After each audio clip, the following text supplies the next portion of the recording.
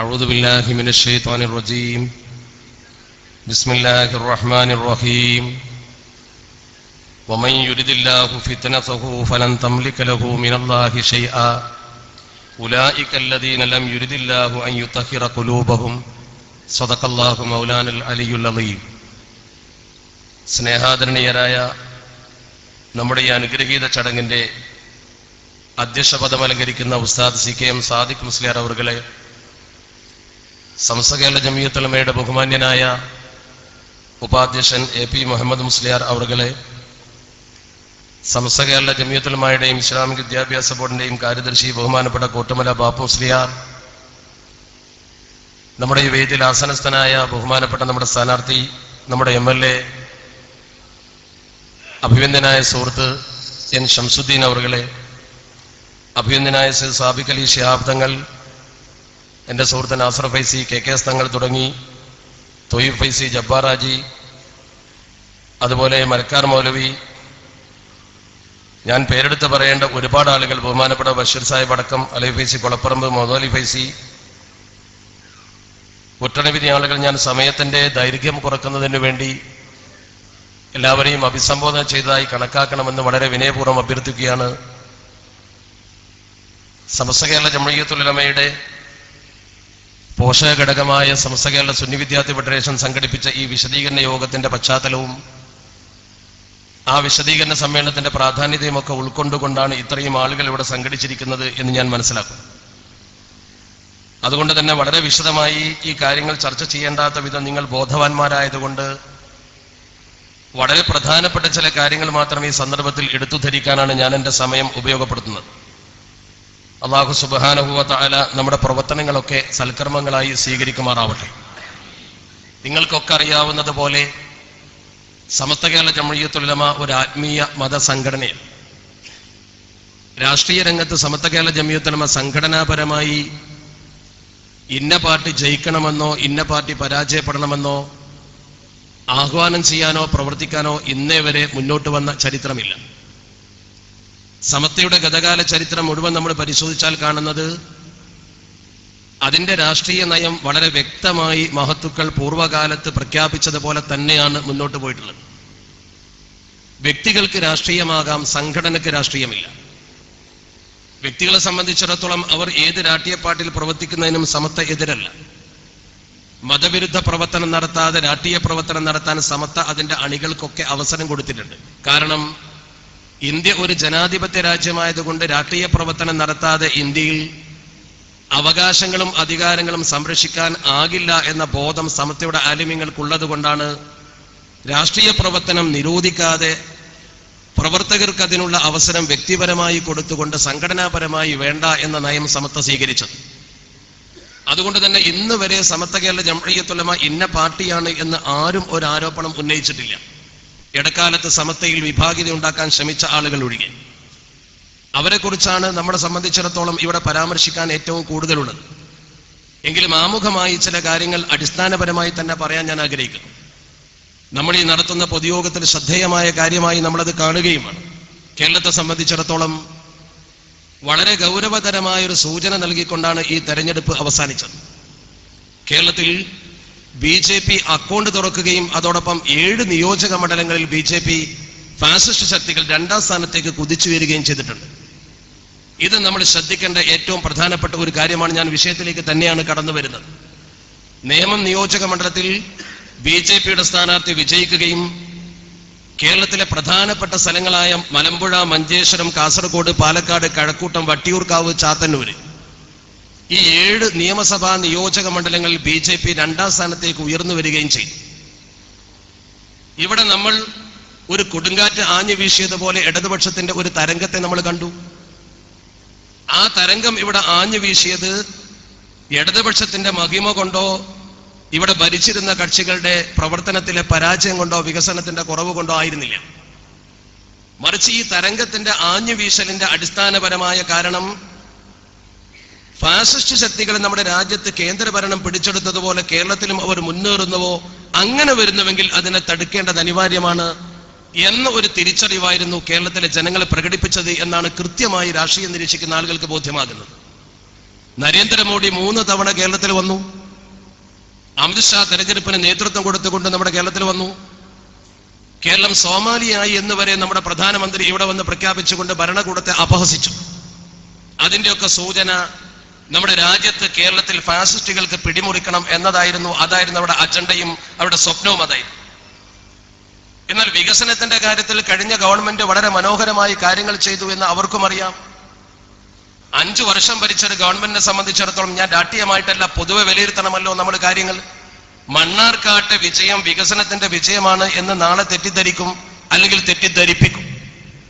പ്രിയപ്പെട്ട MLA എന്നോട് ക്ഷമിക്കണം, ഞാനത് പറയുന്നത് ഈ മണ്ഡലത്തിൽ താങ്കൾ വികസനം നടത്തിയിട്ടില്ല എന്നല്ല, മറിച്ച് ചില വസ്തുതകൾ വെച്ച് നമ്മൾ പരിശോധിക്കുമ്പോൾ നിങ്ങൾ നേരത്തെ കണക്ക് കൂട്ടിയ ആ 7000ന്റെ വിജയം സംഭവിക്കുമായിരുന്നോ എന്ന് ഒന്നുകൂടി നമ്മൾ പരിശോധിക്കണമെന്നാണ് എനിക്ക് പറയാനുള്ളത്. ഞാൻ അങ്ങനെ പറയുമ്പോൾ തെറ്റിദ്ധരിക്കരുത്, കൃത്യമായ കണക്ക് വെച്ചുകൊണ്ട് നമുക്ക് തെളിയിക്കാൻ കഴിയും. കാരണം കേരളത്തിലെ വികസന പ്രവർത്തന രംഗത്ത് 5 വർഷത്തെ ഒരു ഭരണകൂടത്തിന്റെ വികസനം വിലയിരുത്തിയാൽ വിഴിഞ്ഞം പദ്ധതിയും അതുപോലെ സ്മാർട്ട് സിറ്റിയും അതുപോലെ വല്ലാർപാടം പദ്ധതിയും കൊച്ചി മെട്രോയും കണ്ണൂർ വിമാനത്താവളവും 5 കാര്യങ്ങൾ, അത് മാത്രം മതി വികസനത്തിൽ ഏറ്റവും പ്രധാനം. ആ ഗവൺമെന്റ് തിരിച്ചു വരേണ്ടതായിരുന്നു, പക്ഷെ അങ്ങനെ സംഭവിച്ചില്ല. നമ്മൾ കൃത്യമായി മനസ്സിലാക്കണം. കാരുണ്യ പ്രവർത്തനമാണ് ജനങ്ങളിലേക്ക് ഒരു ഗവൺമെന്റിനെ അല്ലെങ്കിൽ ഒരു രാഷ്ട്രീയ പ്രസ്ഥാനത്തെ അടുപ്പിക്കുന്നെങ്കിൽ ശ്രുതിതരംഗം പദ്ധതിയിലൂടെ 645 കുട്ടികൾക്ക് ചെവി കേൾക്കാനും സംസാരിക്കാനുമുള്ള സംവിധാനം ഉണ്ടാക്കി കൊടുത്ത ഗവൺമെന്റാണ്. ക്ഷേമ പെൻഷൻ 3 ലക്ഷത്തിൽ താഴെ ആളുകളായി ഇവിടെ വാങ്ങിയിരുന്നത് അത് കേരളത്തിൽ വളരെയധികം ഉയർത്തി, 35 ലക്ഷത്തോളം ഉയർത്തി എന്ന് പറയുമ്പോൾ 15 ഇരട്ടി വർദ്ധിപ്പിച്ചു UDF ഗവൺമെന്റ്. എന്നിട്ടും എന്ത് UDF ഗവൺമെന്റ് പരാജയപ്പെട്ടത്? പരാജയങ്ങൾക്ക് പല കാരണങ്ങൾ ഉണ്ടായേക്കാം.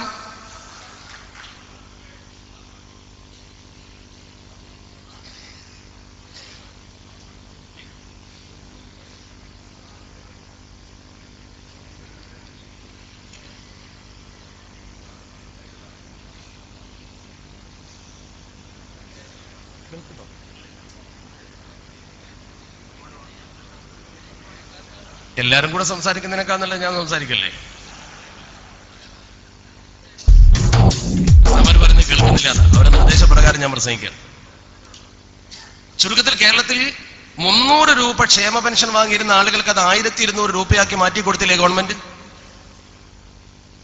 LDF 2 രൂപ കരി കൊടുക്കാമെന്ന് പറഞ്ഞപ്പോ 1 രൂപ കരി കൊടുക്കാമെന്ന് പറഞ്ഞില്ലേ UDF ഗവൺമെന്റ്? പക്ഷെ എന്നിട്ടും എന്തുകൊണ്ട് ആ ഗവൺമെന്റ് വിജയിച്ചില്ല എന്നത് വികസന പ്രവർത്തനം മാത്രമല്ല ജനങ്ങൾ നോക്കുന്നത് എന്നതിന്റെ വളരെ വ്യക്തമായ ഒരു തെളിവാണ്. അത് അടിവരയിട്ട് പറയാം. മുഖ്യമന്ത്രി നടത്തിയ ജനസമ്പർക്ക പരിപാടിയൊക്കെ കേരളത്തിലെ വളരെ ശ്രദ്ധേയമായിരുന്നു. ഇവിടെ സംഭവിച്ചത് യഥാർത്ഥത്തിൽ ഒരു പക്ഷേ പരാജയത്തിന്റെ കാരണമെണ്ണമോ അഴിമതിയുടെ കറപുരണ്ട ചില ആളുകൾ എന്ന് പറഞ്ഞുകൊണ്ട് KPCC പ്രസിഡന്റ് വരെ ചൂണ്ടിക്കാണിച്ച ആളുകൾ വീണ്ടും മത്സരിച്ചു എന്നത് നിരീക്ഷകർ കാരണമായി പറയുന്നു. എന്നാൽ അതിനേക്കാളൊക്കെ നമ്മൾ കാണേണ്ടത് ഈ ഗവൺമെന്റിനെതിരെ ഒരു കൊടുങ്കാറ്റായി ആഞ്ഞു വീശിയത് BJP ഉയർന്നു വരുമോ ഇടതുപക്ഷം അവരെ ചെറുക്കുന്നതിൽ മറ്റുള്ളവരെക്കാൾ മുന്നിലാണല്ലോ എന്ന ഒരു തോന്നൽ എങ്ങനെയോ ജനസമൂഹത്തിൽ ഉണ്ടായിട്ടുണ്ട്. ഞാൻ അതേക്കുറിച്ച് വിശദീകരിക്കുന്നില്ല. ഈ BJP അല്ലെങ്കിൽ ഫാസിസ്റ്റ് ശക്തികളെ പരാജയപ്പെടുത്തുവാൻ ആവശ്യമായ പ്രവർത്തനം എന്ന രീതിയിലുള്ള ഒരു ചലനമാണ് സത്യത്തിൽ ഇക്കണ്ട വികസനങ്ങളൊക്കെ ഉണ്ടായിട്ടും ജനങ്ങളെ മനസ്സിലുണ്ടായത് എന്നാണ് നമ്മൾ മനസ്സിലാക്കേണ്ടത്. ഭരണവിരുദ്ധ വികാരത്തിന് പകരം ഫാസിസ്റ്റ് വിരുദ്ധ വികാരമാണ് ഉണർന്നത് എന്ന് കേരളത്തിന്റെ രാഷ്ട്രീയ രംഗം നിരീക്ഷിക്കുന്ന ഒരു പഠിതാവിന് ബോധ്യപ്പെടാൻ വളരെ എളുപ്പമാണ്. പക്ഷെ നമ്മളിവിടെ ഉൾക്കൊള്ളേണ്ട, മനസ്സിലാക്കേണ്ട ഏറ്റവും പ്രധാനപ്പെട്ട ഒരു കാര്യം, 7 മണ്ഡലങ്ങളിൽ മുന്നോട്ട് വരികയും ഒരു മണ്ഡലത്തിൽ അക്കൗണ്ട് തുറക്കുകയും ചെയ്ത പാർട്ടിയെ ഇന്ത്യ മഹാരാജ്യത്ത് ഇന്ന് അധികാരത്തിലിരിക്കുമ്പോൾ അവർ ചെയ്തു കൂട്ടുന്ന വൃത്തികേടുകൾ സഹിക്കുന്ന ഒരു ന്യൂനപക്ഷം കരുതിയിരിക്കണം. ഇന്ത്യയിൽ ഈ ഇടതുപക്ഷം എന്ന് പറയുന്ന CPM കോൺഗ്രസ് ഇല്ലാതെ അവരെ ചെറുക്കാൻ സാധിക്കുന്ന കക്ഷിയല്ല എന്ന് കൃത്യമായി ബംഗാളിലെ തെരഞ്ഞെടുപ്പ് തെളിയിച്ചു. 294 നിയോജക മണ്ഡലങ്ങളിലെ മത്സരത്തിൽ കൃത്യമായി 211ലും വിജയം നേടിക്കൊണ്ട് മമത തന്നെ അവിടെ അധികാരത്തിൽ വന്നു, നമ്മൾ കണ്ടു. ഞാൻ രാഷ്ട്രീയ നിരീക്ഷണം കൃത്യമായി നടത്തിക്കൊണ്ടാണ് പറയുന്നത്. CPM മുന്നണിക്ക് 33 സീറ്റാണ് അവിടെ കിട്ടിയത്, കോൺഗ്രസിന്റെയും പുറകിൽ പോയി. ആ ഫാസിസ്റ്റുകളെ എതിർക്കാൻ നമ്മളിവിടെ ആദ്യം പറയുന്നത്, ഫാസിസ്റ്റുകളെ എതിർക്കുന്നതിനൊരു മതേതരമായ കൂട്ടുകെട്ട്, മതേതരമായ ഒരു മുന്നോട്ട് പോക്ക് നമ്മുടെ രാജ്യത്ത് അനിവാര്യമാണ് എന്ന തിരിച്ചറിവിലേക്ക് മതേതര കക്ഷികൾ മുന്നോട്ട് വരണമെന്നതിന്റെ വളരെ വ്യക്തമായൊരു സൂചന കേരളം നൽകുന്നുണ്ട്. ഇല്ലെങ്കിൽ അപകടം വരും എന്നാണ് കൃത്യമായി നമുക്ക് സൂചിപ്പിക്കാനുള്ളത്. മാത്രമല്ല, മതേതര വോട്ടുകൾ ഭിന്നിച്ചതിന്റെ ഏറ്റവും വലിയ ഗൗരവം ആസാമിൽ നമ്മൾ കണ്ടു. മുസ്ലിങ്ങൾക്ക് ഗണ്യമായ സ്വാധീനമുള്ള 19 മണ്ഡലങ്ങളുണ്ട് അവിടെ ബദറുദ്ദീൻ അജ്മൽ എന്ന് പറയുന്ന വ്യക്തി AIUDF എന്നൊരു പാർട്ടി ഉണ്ടാക്കി മത്സരിച്ചിട്ട് അതിന്റെ പേരിൽ അവിടെ സംഭവിച്ചത് അപകടകരമായ മുസ്ലിം വോട്ടുകളുടെ ഭിന്നിപ്പാണ് അതുകൊണ്ട് സംഭവിച്ചത്. BJPക്ക് ചെറിയ നേട്ടമാണ്. മതേതര കക്ഷികൾ ഭിന്നിക്കുമ്പോൾ ഫാസിസ്റ്റ് ശക്തികൾക്ക് നേട്ടമുണ്ടാക്കാൻ കഴിയുന്നു എന്നത് തെരഞ്ഞെടുപ്പുകളിൽ നമുക്ക് ബോധ്യപ്പെടുന്ന സത്യമായിട്ടും ഈ ഫാസിസ്റ്റുകളെ ചെറുക്കാനുള്ള മതേതര ഐക്യം ശക്തമായി രൂപപ്പെട്ടു വരുന്നില്ല എന്ന ഒരു തോന്നൽ ജനങ്ങളിൽ ആശങ്ക ഉളവാക്കുന്നുണ്ട്. ആ ആശങ്ക ഇവിടെ പങ്കുവെക്കാതിരിക്കാൻ സാധ്യമല്ല എന്നതുകൊണ്ടാണ് ഞാനത് പറയുന്നത്. എന്നാൽ നമ്മുടെ ഈ മണ്ണാർക്കാട് മണ്ഡലത്തിന്റെ അവസാനം നോക്കുക നിങ്ങൾ.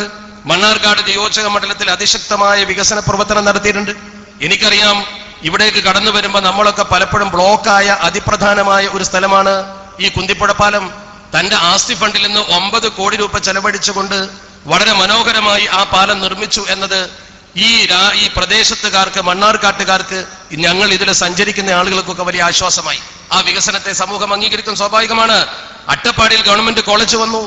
തിരുവാഴാങ്കുന്നിൽ കൃത്യമായി പോൾട്രി മാനേജ്മെന്റിനെ കുറിച്ച് പഠിപ്പിക്കുന്ന സയൻസ് കോളേജ് കൊണ്ടുവന്നു. ഇന്ത്യയിൽ ഒന്നാമത്തത്, ഇന്ത്യ മഹാരാജ്യത്ത് ആദ്യത്തത്. എങ്കിൽ ഈ വികസനത്തിനാണ് വോട്ട് കിട്ടേണ്ടത് എങ്കിൽ വളരെ കൃത്യമായി തന്നെ ഞാൻ ചോദിക്കാൻ ആഗ്രഹിക്കുന്നു, ഈ വികസനത്തിന് വോട്ട് കിട്ടുന്നുവെങ്കിൽ എന്തുകൊണ്ട് കേരളത്തിൽ ഉമ്മൻചാണ്ടി ഭരിക്കുന്ന ഗവൺമെന്റിന് മൊത്തം വോട്ട് കിട്ടിയില്ല? വികസനത്തിന്റെ കാര്യത്തിൽ ഉമ്മൻചാണ്ടി മന്ത്രിസഭ വളരെ മുന്നിലല്ലേ? എന്നിട്ട് എന്ത് സംഭവിച്ചു? 4 മന്ത്രിമാര് പരാജയപ്പെട്ടു. തൃപ്പൂണിത്തുറയിൽ ബാബു തോറ്റു, ഷിബു ബേജോൺ ചവാറിൽ തോറ്റു, ജയലക്ഷ്മി മാനന്തവാടിയിൽ തോറ്റു, KP മോഹൻ കൂത്തുപറമ്പിൽ തോറ്റു. 4 സിറ്റിംഗ് മന്ത്രിമാര് പരാജയപ്പെട്ടു എന്ന് മാത്രമല്ല, സ്പീക്കറും ഡെപ്യൂട്ടി സ്പീക്കറും ചീഫ് വിപ്പും തോറ്റു. ഒരു കൊടുങ്കാറ്റ് പോലെ. സ്പീക്കർ ശക്തൻ തോറ്റു, ഡെപ്യൂട്ടി സ്പീക്കർ പാലോട് രവി തോറ്റു, ചീഫ് വിപ്പ് തോമസ് ഉണ്ണിയാടൻ തോറ്റു. എല്ലാവരും പരാജയപ്പെടുന്നു. വികസനങ്ങൾ നടത്തിയ പ്രദേശത്തൊക്കെ ആളുകൾ വിജയിക്കണമെങ്കിൽ ഇനിയും ചില കണക്കുകൾ നമ്മൾ പരിശോധിക്കണം. ഇവിടെ LDF ജയിക്കുന്നു, 91 സീറ്റ് നേടി കേരളത്തിൽ മുന്നോട്ട് വരുന്നു. UDFന് 47 സീറ്റായി ചുരുങ്ങുന്നു. അങ്ങനെയുള്ള ഒരു പ്രത്യേക സാഹചര്യം നമ്മൾ നോക്കണം. ഈ മണ്ഡലത്തിന്റെ തൊട്ടപ്പുറത്തും ഇതുപോലെ വികസനം നടത്തിയ ആളുകളുണ്ട്. ഇതിന്റെ തൊട്ടപ്പുറത്ത് ഇരുത്തം എന്ന MLA ആണ് CP Muhammad Sahib. CP Muhammad MLA 7404 വോട്ടിന് തോറ്റു. 7404 വോട്ടിന് അദ്ദേഹം തോൽക്കുമ്പോ 2011 തെരഞ്ഞെടുപ്പിൽ 12475 വോട്ട് അദ്ദേഹത്തിന് കിട്ടിയിരുന്നു. 12475 വോട്ടിന് കഴിഞ്ഞ തെരഞ്ഞെടുപ്പിൽ ജയിച്ച ആൾ 7404 വോട്ടിന് അയൽപക്കത്ത് തോൽക്കുന്നു ഈ ജില്ലയിൽ. അപ്പോൾ ഒരു കൊടുങ്കാറ്റ് അഞ്ഞു വീശിയിട്ടില്ലേ? എന്തോ ഒരു രാഷ്ട്രീയ തരംഗം അഞ്ഞു വീശിയിട്ടില്ലേ? തൊട്ടപ്പുറത്തല്ലേ കോങ്ങാട് നിയോജക മണ്ഡലം. കോങ്ങാട് നിയോജക മണ്ഡലത്തിൽ പന്തളം സുധാകരനും 13271 വോട്ടിനാ തോറ്റത്. 13721 വോട്ടിന് UDFന്റെ സ്ഥാനാർത്ഥി പരാജയപ്പെടുന്നവിടെ. അതേസമയത്തോ 2011 തെരഞ്ഞെടുപ്പിൽ ഇടതുപക്ഷത്തിന്റെ സ്ഥാനാർത്ഥി അവിടെ ജയിച്ചത് 3565 വോട്ടിനാ. ആ 3565 വോട്ടാണ് 13271 ഇടതുപക്ഷത്തിന് വർദ്ധിക്കുന്നത്. ഈ മണ്ഡലത്തിന്റെ തൊട്ടയൽപക്കത്ത് ഇടതുപക്ഷത്തിന് എത്ര വോട്ട് വർദ്ധിച്ചു ശ്രദ്ധിക്കണം നിങ്ങൾ. മണ്ണാർക്കാട് തന്നെ നമ്മുടെ MLA 2011 8270 വോട്ടാണ് നേടിയത്, ഭൂരിപക്ഷം. ആ 8270 വോട്ട് ഇപ്പോൾ 2016 12325 വർദ്ധിച്ചു. ഈ 12325 കുതിപ്പിന്റെ പിന്നിൽ കേവലം വികസനം മാത്രമല്ലല്ലോ. മാത്രമല്ല, മണ്ണാർക്കാട് നിയോജക മണ്ഡലത്തിന്റെ ചരിത്രത്തിൽ 1967 CPMലെ ഇമ്പിച്ചിക്കോയ നേടിയ 11896 വോട്ടിന്റെ റെക്കോർഡാണ് അദ്ദേഹം തകർത്തിരിക്കുന്നത്. അന്നത്തെ റെക്കോർഡ് 967 റെക്കോർഡ് തകർത്തു. മാത്രമല്ല, മണ്ണാർക്കാട് നിയോജക മണ്ഡലത്തിന്റെ ചരിത്രം ഞാൻ പഠിച്ചു നോക്കുമ്പോ മാറി മാറി വരുന്ന ഒരു സ്വഭാവമാണ്. നേരത്തെ MLA തന്നെ പറഞ്ഞല്ലോ, മാറി മാറി വരുന്ന സ്വഭാവമാണ്. കല്ലടി മുഹമ്മദ് സാഹിബ് MLA ഇവിടെ അദ്ദേഹം മത്സരിക്കുന്ന സമയത്താണ് 2 ടൈമിൽ തുടർച്ചയായി അദ്ദേഹം വന്നത്. 2011 ഷംസുദ്ദീൻ സാഹിബ് തന്നെയായിരുന്നല്ലോ. 2006 ജോസ് ബേബി ആയിരുന്നു. 2001 കല്ലടി കളത്തിൽ അബ്ദുള്ള സാഹിബ് ആയിരുന്നു. അതിനുമുമ്പ് ജോസ് ബേബി. 91 കല്ലടി മുഹമ്മദ് സാഹിബ്. 87 അദ്ദേഹം തന്നെ വന്നു. അവിടെ നിന്ന് ഇങ്ങനെ മേലോട്ട് പോയാൽ കുമാരനും AP ഹംസയും ANUസുമായിട്ട് ഇങ്ങനെ മുന്നണി മാറി. ഒരു വർഷം ഇടതുപക്ഷത്തിന്റെ കൂടെ ആണെങ്കിൽ ഒരു വർഷം വലതുപക്ഷത്തിന്റെ കൂടെ, ആ രീതിയിലായിരുന്നു മണ്ണാർക്കാടിന്റെ MLAമാർ വന്നിരുന്നത് എന്ന് മണ്ണാർക്കാട് നിയോജക മണ്ഡലത്തിന്റെ ചരിത്രം പഠിക്കുന്നവർക്കൊക്കെ ബോധ്യമുണ്ട്. വികസനമാണ് പ്രശ്നമെങ്കിൽ ഞാൻ ലളിതമായൊരു ചോദ്യം ചോദിക്കട്ടെ. 875 കോടി രൂപയുടെ വികസനമാണ് PB അബ്ദുറസാഖ് MLA കാസർഗോഡ് മണ്ഡലത്തിൽ കാഴ്ചവെച്ചത്. ഞാൻ അവിടെ പോയിട്ടുണ്ട്. അദ്ദേഹം വളരെ മനോഹരമായി ഒരു പേപ്പറിൽ അത് അടിച്ചിറക്കി. കോടികൾ ചെലവഴിച്ചതിന്റെ കൃത്യമായ രൂപം ജനങ്ങളെ ബോധ്യപ്പെടുന്നതിൽ വിജയിച്ചിട്ടുമുണ്ട്. 875 കോടി.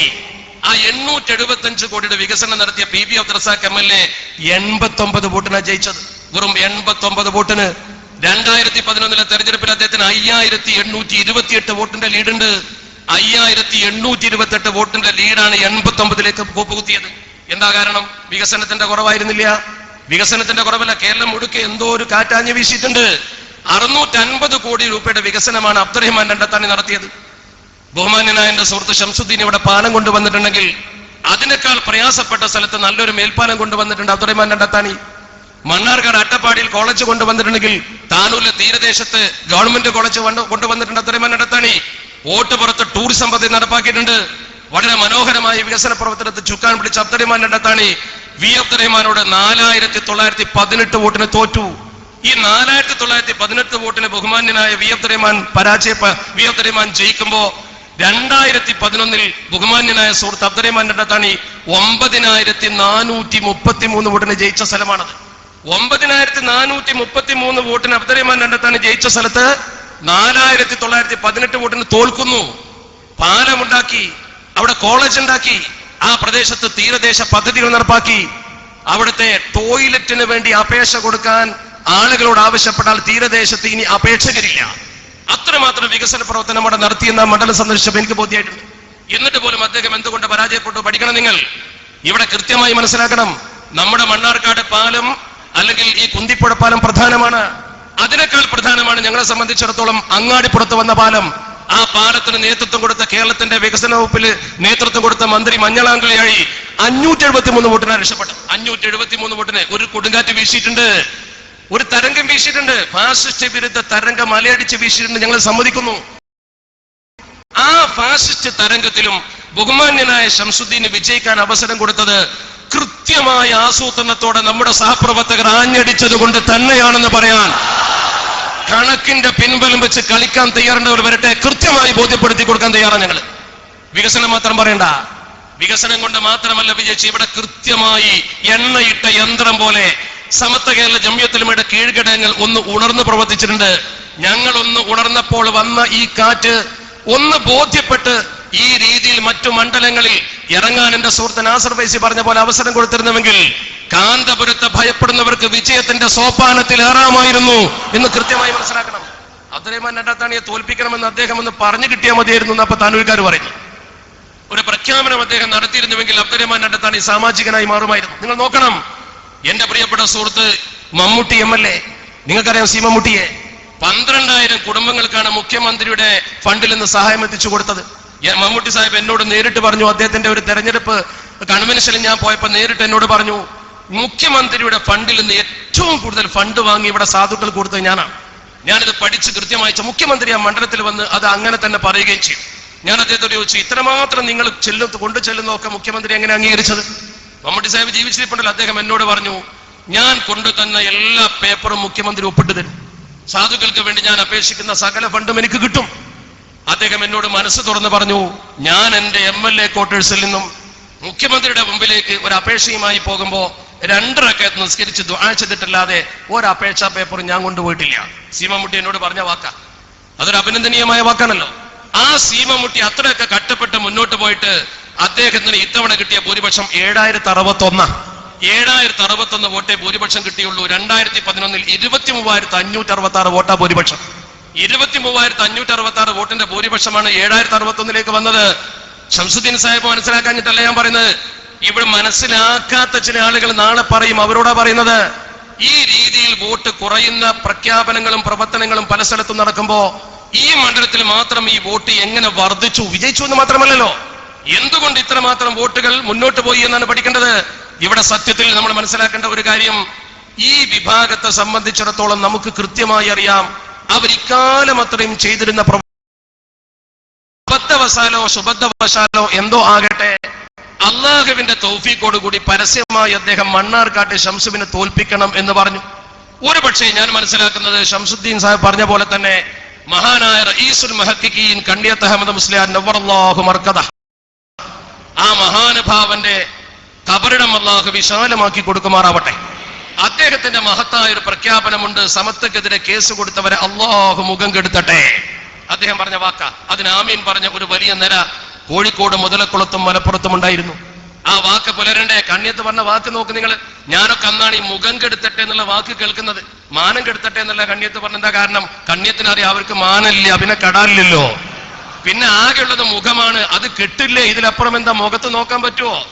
മുഖത്ത് നോക്കാൻ പറ്റില്ല. ഇപ്പൊ ഗൾഫിൽ പോയില്ലേ, ഗൾഫിൽ പോയി, ദുബൈയിൽ വെച്ചിട്ട് പത്രസമ്മേളനം. അതെന്താ? ഞാൻ അങ്ങനെ പറഞ്ഞിട്ടില്ല. സഖാവിമാർ പറഞ്ഞെന്താ? അത് ഷെയ്ഖുനാന്റെ ജദീദായ കൗലാണ്, മറ്റത് ഖദീമായ കൗലാണ്. കാരണം ഷെയ്ഖുന ഇമാം ഷാഫി തങ്ങളെ റാഫി ഇമാമിന്റെ ഒക്കെ മേലല്ലേ. അപ്പൊ അദ്ദേഹത്തിന് ജദീദായ കൗലും ഉണ്ടാവും, ഖദീമായ കൗലും ഉണ്ടാവും. നമ്മൾ സാധുക്കൾ അത് അംഗീകരിച്ചിരിക്കണം. ആ ജാതി തട്ടിപ്പൊന്നും ഈ സമൂഹത്തിന് മുമ്പിൽ ഇനി വരപ്പോകുന്ന പ്രശ്നമില്ലെന്ന് നിങ്ങൾ പറഞ്ഞു കൊടുക്കണം. എനിക്ക് എന്റെ പ്രിയപ്പെട്ട സാധു സഖാഫി സുഹൃത്തുക്കളോട് പറയാനുള്ളത്, ഇനി നിങ്ങൾ അദ്ദേഹത്തെ ഷെയ്ഖുന എന്ന് പറഞ്ഞ് വെറുതെ വഷളാക്കരുത്.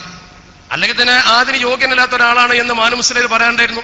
ഇനി നിങ്ങൾ ഷെയ്ഖുന എന്ന് പറഞ്ഞാൽ തക്കാളിപ്പെട്ടിക്ക് ഗോദറേജിന്റെ പൂട്ട് വെച്ച മാതിരി ഉണ്ടാവും. വെറുതെ എന്തിനാ ഇടങ്ങാറാവുന്ന നിൽക്കണത്? ആ രീതിയിൽ വേണ്ട. സത്യത്തിലൊരു മനുഷ്യനെ ഇല്ലാത്ത പദവി വെച്ചുകൊണ്ട് നിങ്ങൾ അങ്ങനെ പുകഴ്ത്തി അദ്ദേഹത്തെ വഷളാക്കണ്ട. അതാണ് കൃത്യമായി നിങ്ങളോട് വളരെ വിനയപൂർവ്വം പറയാനുള്ളത്. എന്നാൽ നിങ്ങൾ നോക്കിക്കോ, സമത്വ കേരള ജമിയത്തുമായി ഒട്ടിനിന്ന ഇവിടെ നേരത്തെ എന്റെ സുഹൃത്ത് കബീർ അൻവരി സൂചിപ്പിച്ചു, മാപ്പ് പറയണമെന്ന് പറഞ്ഞിട്ടും, തോൽപ്പിക്കുമെന്ന് പറഞ്ഞ ആളോട് പോയിട്ട് മാപ്പ് പറയണമെന്ന് പറഞ്ഞിട്ടും അത് അംഗീകരിക്കാതെ കൃത്യമായി തന്റെ ആദർശത്തിൽ ഉറച്ചു നിന്നുകൊണ്ട് ഒരു പീഡന കേസിൽ സഹായിക്കാത്തതിന്റെ പേരിലാണ് എന്നെ ആക്രമിക്കുന്നതെങ്കിൽ ഞാൻ അവിടെ തന്നെ നിൽക്കുന്നു എന്ന് ആൺകുട്ടിയെ പോലെ പറഞ്ഞ ശംസുദ്ദീൻ സാഹിബിനെ വിജയിപ്പിക്കണം എന്നത് ഉത്തരവാദിത്തമായി ഏറ്റെടുത്ത ആളുകളുണ്ട് ഇവിടെ. ആ ഉത്തരവാദിത്തമാണ് ഇവിടെ നിർവഹിക്കപ്പെട്ടത്. സത്യത്തിൽ നിങ്ങൾ നോക്കൂ, എനിക്കറിയാം അദ്ദേഹത്തിന്റെ സഹപ്രവർത്തകരിൽപ്പെട്ട ആളുകൾ തന്നെ നിങ്ങൾ മർക്കസിൽ പോയി മാപ്പ് പറയണമെന്ന് അദ്ദേഹത്തെ ഉപദേശിച്ചിട്ടുണ്ട്. മറച്ചു വെക്കാൻ കഴിയില്ല, എനിക്കറിയാം, ഉപദേശിച്ചിട്ടുണ്ട്. പല ചർച്ചകളിലും പലരും അങ്ങനെ പറയുന്നത് കേട്ടിട്ടുണ്ട്. പക്ഷെ അദ്ദേഹം അത് അംഗീകരിച്ചില്ല. ഞാൻ ഒരിക്കലും അങ്ങനെ ചെയ്യില്ലെന്ന് തീർത്തു പറഞ്ഞു.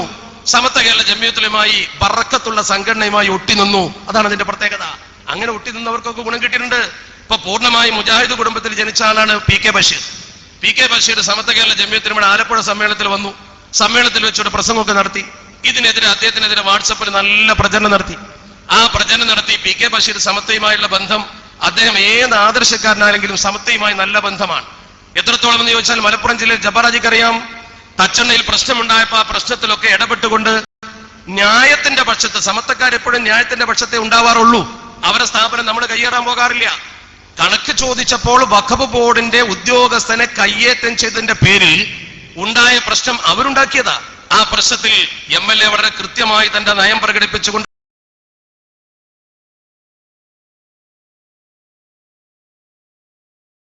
സമപ്രവർത്തനമായി മുന്നോട്ട് വന്നു. മാത്രമല്ല, പി കെ ബഷീറിനെതിരെ ഏറനാട് നിയോജക മണ്ഡലത്തിൽ മത്സരിച്ചത് KT അബ്ദുറഹ്മാനാണ്. KT അബ്ദുറഹ്മാൻ മുസ്ലിം ജമാഅത്തിന്റെ യോഗത്തിൽ മഞ്ചേരിയിൽ പങ്കെടുത്ത ആളാണ്. അദ്ദേഹത്തിന് വേണ്ടി പരസ്യമായി വീടുകൾ കയറി വോട്ട് പിടിച്ചു.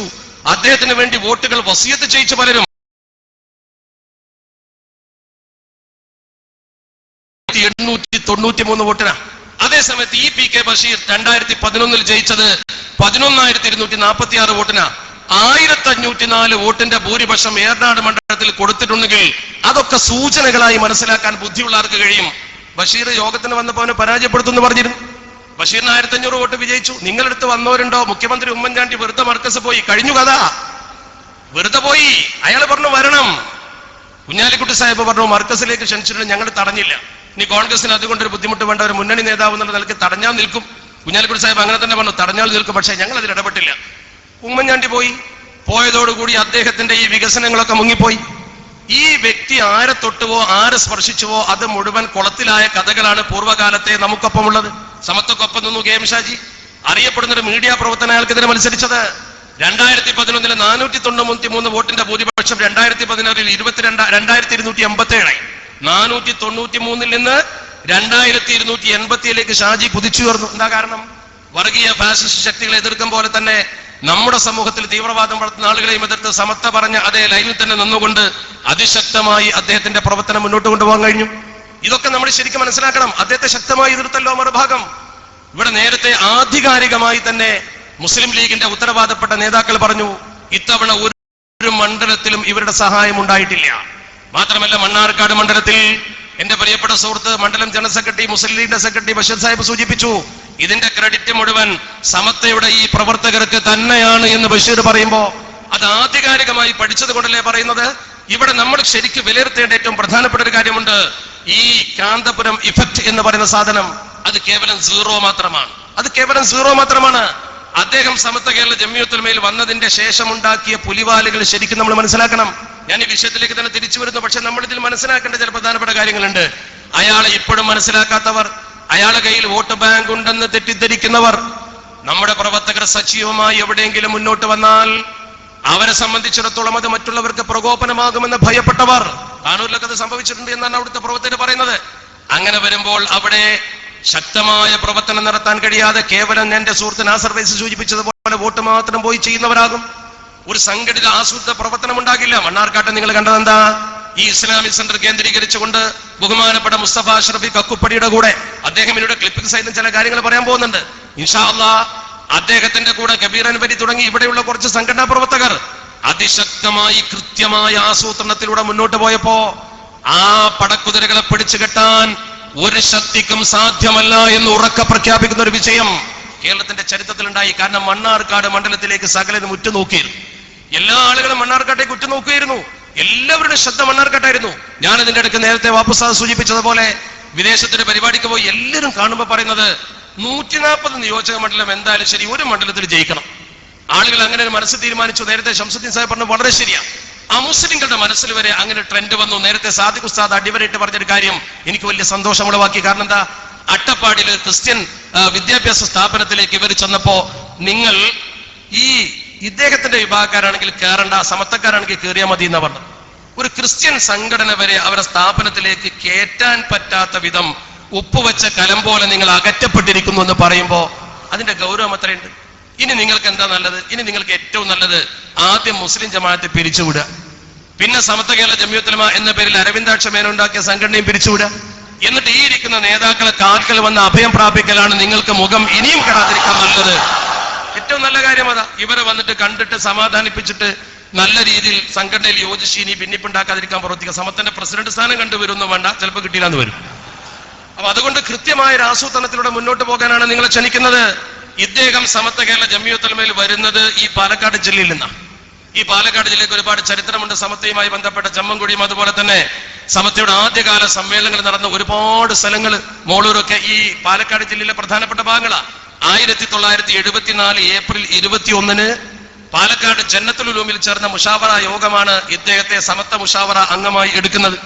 ആ മുഷാവറ അംഗമായി എടുത്ത അദ്ദേഹം സുന്നിയൻ സംഘത്തിന്റെ തലപ്പത്ത് വന്ന് ജനറൽ സെക്രട്ടറിയായി, കോഴിക്കോട് ഓഫീസ് സെക്രട്ടറിയായി, സമത്വയുടെ ഓഫീസ് സെക്രട്ടറിയായി പ്രവർത്തിക്കുന്ന സമയത്ത് അപ്പൊ തന്നെ ഇദ്ദേഹം കാപ്പട്യം പ്രകടിപ്പിച്ചത് നമ്മുടെ നേതാക്കൾ പിടിച്ചു. അദ്ദേഹം ഖത്തറിൽ പോയി. അദ്ദേഹം ഖത്തറിൽ പോയിട്ട് MV സലീം മൗലവി എന്ന് പറയുന്ന ജമാഅത്തെ ഇസ്ലാമിയുടെ പ്രവർത്തകരുമായി ബന്ധപ്പെട്ട് പരസ്യമായി അവിടെ പിരിവ് നടത്തി. ഈ പിരിവ് നടത്തിക്കൊണ്ടിരിക്കുമ്പോൾ ഈ ജമാഅത്ത് ബന്ധം കൊണ്ടേ പണം കിട്ടൂ ഖത്തറിൽ എന്ന് ബോധ്യപ്പെട്ടപ്പോൾ സമത്വയുടെ കോഴിക്കോട് ഓഫീസിലേക്ക് അദ്ദേഹം വിവരം അറിയിച്ചു. ഞാൻ വരുന്നത് വരെ സുന്നി യുവജന സംഘത്തിന്റെ മുഖപത്രമായ സുന്നി വോയിസിൽ ജമാഅത്തെ ഇസ്ലാമിയെ കുറിച്ച് ഒന്നും എഴുതാൻ പാടില്ല. ഇദ്ദേഹം വളരെ കൃത്യമായി ഈ കാര്യം സമത്വ കേരള ജമിയത്തിന്റെ ഓഫീസിലേക്ക് അയച്ചു. MV സലീം മൗലവിയുമായി ഇദ്ദേഹം വേദി പങ്കിട്ടതും ഒരുമിച്ച് അവിടെ സമ്മേളനം നടത്തിയതുമൊക്കെ 1979 നവംബർ 16 ചന്ദ്രിക പത്രത്തിലും നവംബർ 10 ലീഗ് ടൈംസ് പത്രത്തിലും ഒരുപോലെ വന്നു. ആ രണ്ട് പത്രത്തിലും ഒരുപോലെ വന്നാൽ പിന്നെ തർക്കമില്ലല്ലോ. അങ്ങനെ ഇദ്ദേഹം ഈ കത്തെഴുതിന്റെ പേരിൽ നമ്മുടെ മഹാന്മാരെ നേതാക്കൾ വളരെയധികം ഗൗരവത്തോടു കൂടി വാണിയമ്പലം മധുരൈമാ മുസ്ലിയാർ, അതുപോലെ തന്നെ ബഹുമാനപ്പെട്ട EK ഹസൻ മുസ്ലിയാർ, കോട്ടമര ഉസ്താദിനെ പോലുള്ള മഹത്തുക്കളായ പണ്ഡിതന്മാർ വളരെ ഗൗരവത്തോടെ വിഷയമെടുത്ത് ചർച്ച ചെയ്ത് നടപടിയെടുക്കണമെന്ന് പറഞ്ഞു. അവസാനം ഇരുത്തമെന്ന പണ്ഡിതന്മാർ കൂടിയാലോചിച്ച് ഓഫീസ് സെക്രട്ടറി സ്ഥാനത്ത് അദ്ദേഹത്തെ നീക്കി ഒരു പണിഷ്മെന്റ് കൊടുത്ത് ആ സ്ഥാനത്ത് KV ഉസ്താദിനെ പോസ്റ്റ് ചെയ്തു. തുടക്കത്തിൽ തന്നെ നേതാക്കളുടെ ശിക്ഷ ഏറ്റുവാങ്ങിയ ആളാ. അങ്ങനെയാണ് അദ്ദേഹം സമത്വ കേരള ജമിയത്തുൽ ഉലമയിലേക്ക് കടന്നു വന്ന് വിവാദം സൃഷ്ടിക്കുന്നത്. പിന്നെ വിവാദങ്ങളോട് വിവാദമാണ്. 1979 രാഷ്ട്രീയ പ്രമേയം കൊണ്ടുവന്നു. ഒന്നുകിൽ സമത്വ ഒരു രാഷ്ട്രീയ പാർട്ടി രൂപീകരിക്കണം, അല്ലെങ്കിൽ സുന്നിയൻ സംഘത്തെ സമത്വയുടെ രാഷ്ട്രീയ പാർട്ടിയാക്കണമെന്ന് പറഞ്ഞു. ഈ വാദം ഉന്നയിച്ചുകൊണ്ട് സമത്വ കേരള ജമിയത്തുൽ ഉലമയുടെ മുമ്പിൽ വന്നപ്പോ സമത്വയുടെ മഹാരഥന്മാരായ നായകന്മാർ പറഞ്ഞു, പാടില്ല, സമത്വക്ക് അതിന്റെ പഴയകാല രാഷ്ട്രീയ നയമുണ്ട്, വ്യക്തികൾക്ക് രാഷ്ട്രീയമാകാം, സംഘടനയ്ക്ക് രാഷ്ട്രീയം പാടില്ല. ഈ നയം സമത്വ പ്രഖ്യാപിച്ചപ്പോൾ അദ്ദേഹം മനസ്സുകൊണ്ട് അത് അംഗീകരിക്കാൻ തയ്യാറായില്ല. പക്ഷേ ഉസ്താദന്മാരെ പരസ്യമായി ധിക്കരിക്കാൻ കഴിയാനുള്ള ശക്തി ഇല്ലാത്തത് കൊണ്ട് അന്നത് അംഗീകരിച്ചുകൊണ്ട് മുന്നോട്ട് പോയി. അങ്ങനെ ബഹളമയമായ അന്തരീക്ഷം സൃഷ്ടിക്കാൻ SSFനെയും അതുപോലെ തന്നെ SYSനെയും ദുരുപയോഗം ചെയ്ത് നമ്മുടെ കേരളക്കരയിൽ പ്രത്യേകമായി ഒരു രാഷ്ട്രീയ ലൈൻ സ്വീകരിക്കുന്നതിന് വേണ്ടി SPB എന്നൊരു സംഘടന രൂപീകരിച്ചു, സുന്നി പാർലമെന്ററി ബോർഡ്. എന്തിനാ സുന്നികൾക്ക് പാർലമെന്ററി ബോർഡ്? സുന്നികൾ മത്സരിക്കുന്നുണ്ട്. മുസ്ലിം ലീഗിന് പാർലമെന്ററി ബോർഡ് വേണം, കോൺഗ്രസിന് പാർലമെന്ററി ബോർഡ് വേണം, മറ്റു പാർട്ടികൾക്ക് വേണം. സമത്വക്ക് എന്തിനാ പാർലമെന്ററി ബോർഡ്? സമത്വ കേരള ജമിയത്തുലയുടെ പേരിൽ കോഴിക്കോട് ടൗൺ ഹാളിൽ പാർലമെന്ററി ബോർഡ് യോഗം വിളിച്ചിട്ട് ഇന്ന സ്ഥാനാർത്ഥികളെ ജയിപ്പിക്കണമെന്ന് പറഞ്ഞു, ഇന്ന സ്ഥാനാർത്ഥികളെ തോൽപ്പിക്കണമെന്ന് പറഞ്ഞു. അങ്ങനെ സ്ഥാനാർത്ഥികളെ തോൽപ്പിക്കാനും ജയിപ്പിക്കാനുമുള്ള പ്രവർത്തനം ആരംഭിച്ചു. അതിന്റെ പേരിൽ രാഷ്ട്രീയം കളിച്ചുകൊണ്ടാണ് SSFന്റെ പ്രസിഡന്റായിരുന്ന ബഹുമാനപ്പെട്ട Panakkad Sayyid Hyderali Shihab Thangal 1979 November 6 Sayyid Hyderali Shihab Thangal 79 November 6 SSFന്റെ president സ്ഥാനം രാജിവെച്ച് കൗൺസിലിൽ നിന്ന് ഇറങ്ങിപ്പോന്നു. പാണക്കാട്ടെ തങ്ങന്മാർ ഒരു മതസംഘടനയുടെ തലപ്പത്ത് നിന്ന് രാജിവെക്കാറില്ല. ബഹുമാനപ്പെട്ട തങ്ങൾ രാജിവെച്ചപ്പോ തന്നെ മനസ്സിലാക്കാം ആ സംഘടന പിന്നെ ദുനിയാവിൽ നിന്ന് ഗുരുത്വം കിട്ടുന്ന സംഘടനയാകില്ല. കാരണം തങ്ങളാ രാജിവെച്ചത്. തങ്ങൾ രാജിവെച്ചിറങ്ങിപ്പോന്നു. പിന്നെ 79 മുതൽ 89 വരെ ഒരു വെഞ്ചതിൽ പോലെ സമൂഹത്തിൽ കയറി അപകടമുണ്ടാക്കി. സമത്വ കേരള ജംഇയ്യത്തുൽ ഉള്ളിലിരുന്നു കൊണ്ട് മുസ്ലിം ലീഗ് വിരുദ്ധ രാഷ്ട്രീയം കളിച്ചു. മുസ്ലിം ലീഗിനെ എതിർക്കാൻ ആർക്കും സ്വാതന്ത്ര്യമുണ്ട്, സമത്വക്കാരന് സ്വാതന്ത്ര്യമുണ്ട്. പക്ഷെ സമത്വയുടെ പേരിൽ, സമത്വയുടെ വേദിയിൽ, സമത്വയുടെ കൊടി വെച്ച് അങ്ങനെ എതിർക്കാൻ പാടില്ലല്ലോ. അങ്ങനെ സമത്വ കേരള ജംഇയ്യത്തുൽ ഉള്ളിൽ നിന്നുകൊണ്ട് അതിശക്തമായ എതിർപ്പുണ്ടാക്കി. അപ്പോഴാണ് 1984 ശരീഅത്ത് വിവാദം വരുന്നത്. ആ ശരീഅത്ത് വിവാദം വന്നപ്പോൾ സമത്വ കേരള ജംഇയ്യത്തുൽ മഹാനായ നായകൻ ബഹുമാനപ്പെട്ട ശംസുലമയുടെ നായകത്വത്തിൽ ഇന്ത്യൻ മുസ്ലിങ്ങൾ ഒന്നിച്ചു സംഘടിച്ചുകൊണ്ട് ശരീഅത്തിന് വേണ്ടി മുസ്ലിങ്ങളുടെ ശബ്ദമുയർത്തി. അന്ന് അതിൽ ഒരിക്കലും അംഗീകാരം കൊടുക്കാതെ സമത്വ കേരള ജംഇയ്യത്തുൽ ഉലമയിൽ നിന്നും ഈ വിഭാഗം ആളുകൾ സമത്വയുടെ ഈ തീരുമാനത്തെ എതിർത്തു. സത്യത്തിൽ ശംസുലമ അന്ന് പറഞ്ഞു, ഇന്നും നമുക്ക് നോക്കിയാൽ ബോധ്യമാകുന്ന കാര്യമാണ്, സമത്വയുടെ ഭരണഘടനയിൽ 5 ഉദ്ദേശ ലക്ഷ്യങ്ങളുണ്ട്. ആ 5 ഉദ്ദേശ ലക്ഷ്യങ്ങളിൽ ഒരു ഉദ്ദേശ ലക്ഷ്യമാണ് മുസ്ലിം സമുദായത്തിന്റെ മതപരവും സാമുദായികവുമായ അവകാശാധികാര സംരക്ഷണം. അത് മാത്രമേ ശംസുലമ ചെയ്തുള്ളൂ. ആ അവകാശാധികാര സംരക്ഷണത്തിന് വേണ്ടിയാണ് കോഴിക്കോട്ട് മുസ്ലിം പേഴ്സണൽ ലോ ബോർഡിന്റെ യോഗത്തിൽ പങ്കെടുത്തത്. അതിനെ എതിർത്തുകൊണ്ട് അങ്ങനെ ഒരുമിച്ചിരിക്കാൻ പാടില്ലെന്ന് പറഞ്ഞ ആളുകൾ, അപ്പോഴാണ് ഈ സമൂഹത്തിൽ വിഭാഗീയത ഉണ്ടാകുന്നത്. 1984 ജനുവരി 10 സുന്നി സംരക്ഷണ സമിതി രൂപീകരിച്ചത് അപ്പോഴാ. ഞാനിങ്ങനെ യോഗത്തിൽ ആനമങ്ങാട് അബ്ദുറഹ്മാൻ മുസ്ലിയാർ ദുആ ചെയ്ത പോർത്തുപോയി. അന്ന് സുന്നി സംരക്ഷണ സമിതിയുടെ തലപ്പത്ത് വന്നുകൊണ്ട് ഈ ജിഹാദിന് തുടക്കം കുറിച്ച വ്യക്തിയായിരുന്നു അദ്ദേഹം. അള്ളാഹു ദീർഘായുസ്സ് കൊടുക്കുമാറാവട്ടെ. അന്നത്തെ കുറച്ചാളുകൾ അതിശക്തമായി ഇദ്ദേഹത്തിന്റെ രംഗത്തിറങ്ങി. അപ്പോഴാണ് പ്രതിസന്ധി ഘട്ടത്തിൽ സമത്വ അതിശക്തമായി രംഗത്തിറങ്ങുമെന്ന് ബോധ്യം വന്നത് അവർക്ക്. നമ്മൾ ഇങ്ങനെ ഒരു യോഗം നടത്തുമ്പോ എന്തിനാണ് രാഷ്ട്രീയത്തിൽ സമത്വ യോഗം നടത്തുന്നത്, എന്തിനാണ് മണ്ണാർക്കാട്ട് സമത്വയുടെ അണികൾ ഉണർന്ന് പ്രവർത്തിക്കുന്നത് ചോദിക്കുന്നവരുണ്ടാകും. ഒരു രാഷ്ട്രീയ പാർട്ടിയെ ഇല്ലാ കഥ പറഞ്ഞുകൊണ്ട് പ്രതിസന്ധിയിലാക്കുമ്പോ ഇവിടെ സംഭവിച്ചത് എന്താ? നേരത്തെ ഇവിടെ ആവർത്തിച്ച് സൂചിപ്പിച്ചതുപോലെ ഈ മത്സരിക്കുന്ന MLA സ്വപ്നത്തിൽ പോലും അറിയാത്ത കാര്യം അദ്ദേഹത്തിന്റെ മേൽ ആരോപിച്ചു. ഒരു പാവപ്പെട്ട മനുഷ്യന്റെ മേൽ ഇത്തരം ആരോപണം ഉന്നയിച്ചുകൊണ്ട്, ഇനി അയാൾ എത്ര ശക്തനാണെങ്കിലും അയാൾ അറിയാത്ത കാര്യം അയാളെ മേൽ ആരോപിച്ചുകൊണ്ട് ഒരു തെറ്റിദ്ധാരണ വരുത്തുമ്പോൾ അത് ശരിയല്ലെന്ന് പറയേണ്ട ഉത്തരവാദിത്വം നമുക്കില്ല. കാരണം സമത്വയുടെ പേരിലാണ് ഇത് പറയുന്നത്. സമത്വ കേരള ജംഇയ്യത്തുൽ ഉലമയുടെ പേരിലാണ് അവർ പറയുന്നത്. ഇത്തരം നടപടികൾ സമത്വ മുമ്പും ചെയ്തിട്ടുണ്ട്. ആ നടപടികളിലേക്കുള്ള തെളിവാണ് മഞ്ചേരിയിൽ CH മുഹമ്മദ് കോയ സാഹിബ് മരണപ്പെട്ടപ്പോൾ ഉപതെരഞ്ഞെടുപ്പ് വന്നു. 1984 മഞ്ചേരി ഉപതെരഞ്ഞെടുപ്പ്. മത്സരിക്കുന്ന സ്ഥാനാർത്ഥി ബഹുമാനപ്പെട്ട ഇസ്ഹാഖ് ഗുരിക്കൽ. ഞാൻ ആ യോഗത്തിൽ പങ്കെടുത്തതാണ്. അന്ന് മുസ്ലിം ലീഗ് സംഘടിപ്പിച്ചു മഞ്ചേരിയിൽ ഒരു പണ്ഡിത സമ്മേളനം. സമത്വയല്ല സംഘടിപ്പിച്ചത് മുസ്ലിം ലീഗാണ്. മുസ്ലിം ലീഗ് സംഘടിപ്പിച്ച പണ്ഡിത സമ്മേളനത്തിലേക്ക് എന്തിനാ സമത്വ പോയത്? കണ്ണിയത്ത് ഉസ്താദ് പോയി, ബഹുമാനപ്പെട്ട കോട്ടുമല ഉസ്താദ് പോയി, അതുപോലെ തന്നെ MM ബഷീർ മുസ്ലിയാർ പോയി. അങ്ങനെയുള്ള മഹത്തുക്കളായ പണ്ഡിതന്മാർ മുഴുവൻ കോഴിക്കോട് മലപ്പുറത്ത് മഞ്ചേരിയിൽ സംഘടിപ്പിച്ച അവിടുത്തെ സഭാ ഹാളിന് സമീപമുള്ള ഗ്രൗണ്ടിൽ സംഘടിപ്പിച്ച പരിപാടിയിൽ ചെന്നുകൊണ്ട് നമ്മുടെ ബഹുമാന്യരായ ഉസ്താദുമാർ തെറ്റിദ്ധാരണ തിരുത്തി. എന്തേ തെറ്റിദ്ധാരണ തിരുത്താൻ കാരണം? എന്തിനാ മുസ്ലിം ലീഗ് സംഘടിപ്പിച്ച യോഗത്തിലേക്ക് സമത്വയുടെ പണ്ഡിതന്മാർ പോയത്? മുസ്ലിം ലീഗ് എന്തിനാ പണ്ഡിത സമ്മേളനം സംഘടിപ്പിച്ചത്? സമത്വ കേരള ജംഇയ്യത്തുൽ ഉലമയുടെ പേരിൽ MDP എന്ന പാർട്ടി വന്നു. ഫാറൂഖ് മൗലവി മത്സരിക്കുന്നു ബഹുമാനപ്പെട്ട കുരിക്കൽക്കെതിരെ. ഫാറൂഖ് മൗലവി പ്രചരിപ്പിച്ചു, അദ്ദേഹത്തിന്റെ അണികൾ പ്രചരിപ്പിച്ചു, അദ്ദേഹത്തിന്റെ കൂടെ ഈ കൂട്ടർ നിന്നു. അവര് പ്രചരിപ്പിച്ചത് പരസ്യമായി എന്ന സമത്വയിൽ ഭിന്നിപ്പുണ്ടായിട്ടില്ല, സമത്വയിൽ ആ ചേരിതിരിവുണ്ടായിട്ടില്ല. പക്ഷേ ഈ ചേരിതിരിവ് 89 മുതൽ ആരംഭിച്ച ഇദ്ദേഹം 84 അത് ശക്തമാക്കി നിർത്തിയപ്പോ സമത്വ കേരള ജംഇയ്യത്തുൽ ഉലമയുടെ സ്ഥാനാർത്ഥിയാണ് ഫാറൂഖ് മൗലവി എന്ന് തെറ്റിദ്ധരിപ്പിച്ചു. അത് ശരിയല്ല എന്ന് പറയേണ്ട ഉത്തരവാദിത്തത്തിനാണ് സമത്വ പോയത്. വോട്ട് പിടിക്കാനല്ല സമത്വ പോയത്. ലീഗിനെ ഇങ്ങനെ തെറ്റിദ്ധരിപ്പിക്കുമ്പോ തെറ്റിദ്ധാരണ ശരിയല്ലെന്ന് പറയാനാ കോട്ടുമല ഉസ്താദും കണ്ണിയത്ത് ഉസ്താദും പോയത്. ഇവിടെയും നമ്മൾ ഇറങ്ങിയതിന് ശംസുദ്ദീൻ ഈ വിഷയത്തിൽ തെറ്റുകാരനല്ലെന്ന് ബോധ്യപ്പെടുത്താൻ. ആ ബോധ്യപ്പെടുത്തൽ നമ്മുടെ ആവശ്യമാണെന്ന് നേതാക്കൾ കാണിച്ചെന്ന വഴിയാണ്. ഇന്ത്യ മഹാരാജ്യം വർഗീയതയിലേക്ക് പോകുന്നു എന്ന് ബോധ്യപ്പെട്ടപ്പോ, ഫാസിസ്റ്റുകൾ അധികാരത്തിൽ വരുമെന്ന് ബോധ്യപ്പെട്ടപ്പോ 2009 ലോക്സഭാ തെരഞ്ഞെടുപ്പ്, 2009 ലോക്സഭാ തെരഞ്ഞെടുപ്പ് ഈ ഇരിക്കുന്ന ബാപ്പു മുസ്ലിയാർ അടക്കമുള്ള നേതാക്കൾ ചെറുശ്ശേരി ഉസ്താദിനെ മുന്നിൽ നിർത്തിക്കൊണ്ട് മലപ്പുറത്തെ കോഴിച്ചിനിൽ ഒരു നയപ്രഖ്യാപന സമ്മേളനം നടത്തി. ആ നയപ്രഖ്യാപന സമ്മേളനത്തിൽ ബഹുമാനപ്പെട്ട ചെറുശ്ശേരി ഉസ്താദ് കൃത്യമായി പ്രസംഗിച്ചു. നമ്മൾ ആർക്കും വോട്ട് ചെയ്യാനല്ല പറഞ്ഞത്, ഫാസിസ്റ്റുകൾ അധികാരത്തിൽ വരുന്നതിനെതിരെ അതിശക്തമായ മുന്നറിയിപ്പ് നൽകിക്കൊണ്ടായിരുന്നു കോഴിച്ചന സമ്മേളനം സംഘടിപ്പിച്ചത്. കൃത്യമായി പറഞ്ഞാൽ 2009 ഏപ്രിൽ 8-നായിരുന്നു കോഴിച്ചനിൽ സംഘടിപ്പിച്ച ആ സമ്മേളനം, ഈ 2 സമ്മേളനങ്ങൾ എന്തിനാണ് സംഘടിപ്പിച്ചത്? ഒരു പ്രതിസന്ധി ഘട്ടത്തിൽ ഉമ്മത്തിന് ദിശാബോധം കൊടുക്കുവാൻ, ഉമ്മത്തിനെ തെറ്റിദ്ധരിപ്പിക്കാൻ പാടില്ല. സത്യസന്ധമായി സമൂഹത്തെ നിർത്തേണ്ട ഉത്തരവാദിത്തം ആലിമീങ്ങൾക്കുള്ളത് കൊണ്ട് ആ കർമ്മധർമ്മം മാത്രമേ പണ്ഡിതന്മാർ നിർവഹിച്ചുള്ളൂ. അവർ രാഷ്ട്രീയത്തിലേക്ക് ഇറങ്ങിയില്ല, ഇറങ്ങാൻ ആഹ്വാനം ചെയ്തതുമില്ല. പ്രതിസന്ധി ഘട്ടത്തിലൊക്കെ സമത്ത അതിന്റെ ദൗത്യം നിർവഹിച്ചിട്ടുണ്ട്. 1989 ഇദ്ദേഹം പരസ്യമായി രംഗത്ത് വന്നു. പരസ്യമായി രംഗത്ത് വന്നുകൊണ്ട് കുന്നമംഗലത്ത് യോഗം വെച്ചു. ആ കുന്നമംഗലത്തെ യോഗത്തിൽ വെച്ചുകൊണ്ട് അദ്ദേഹം ചെയ്ത ആ പ്രസംഗം 89 നവംബർ 18 എല്ലാ പത്രത്തിലും ഉണ്ടായിരുന്നു. മാതൃഭൂമി പത്രത്തിൽ വലിയ ഹെഡിംഗ് ആയി വന്നു. മാതൃഭൂമി പത്രത്തിൽ നീണ്ട വരിയിൽ വന്നു. മുസ്ലിങ്ങളിൽ ഭിന്നിപ്പുണ്ടാകുമ്പോൾ അവർക്ക് സന്തോഷം ഉണ്ടായിരിക്കാം, എന്താവട്ടെ.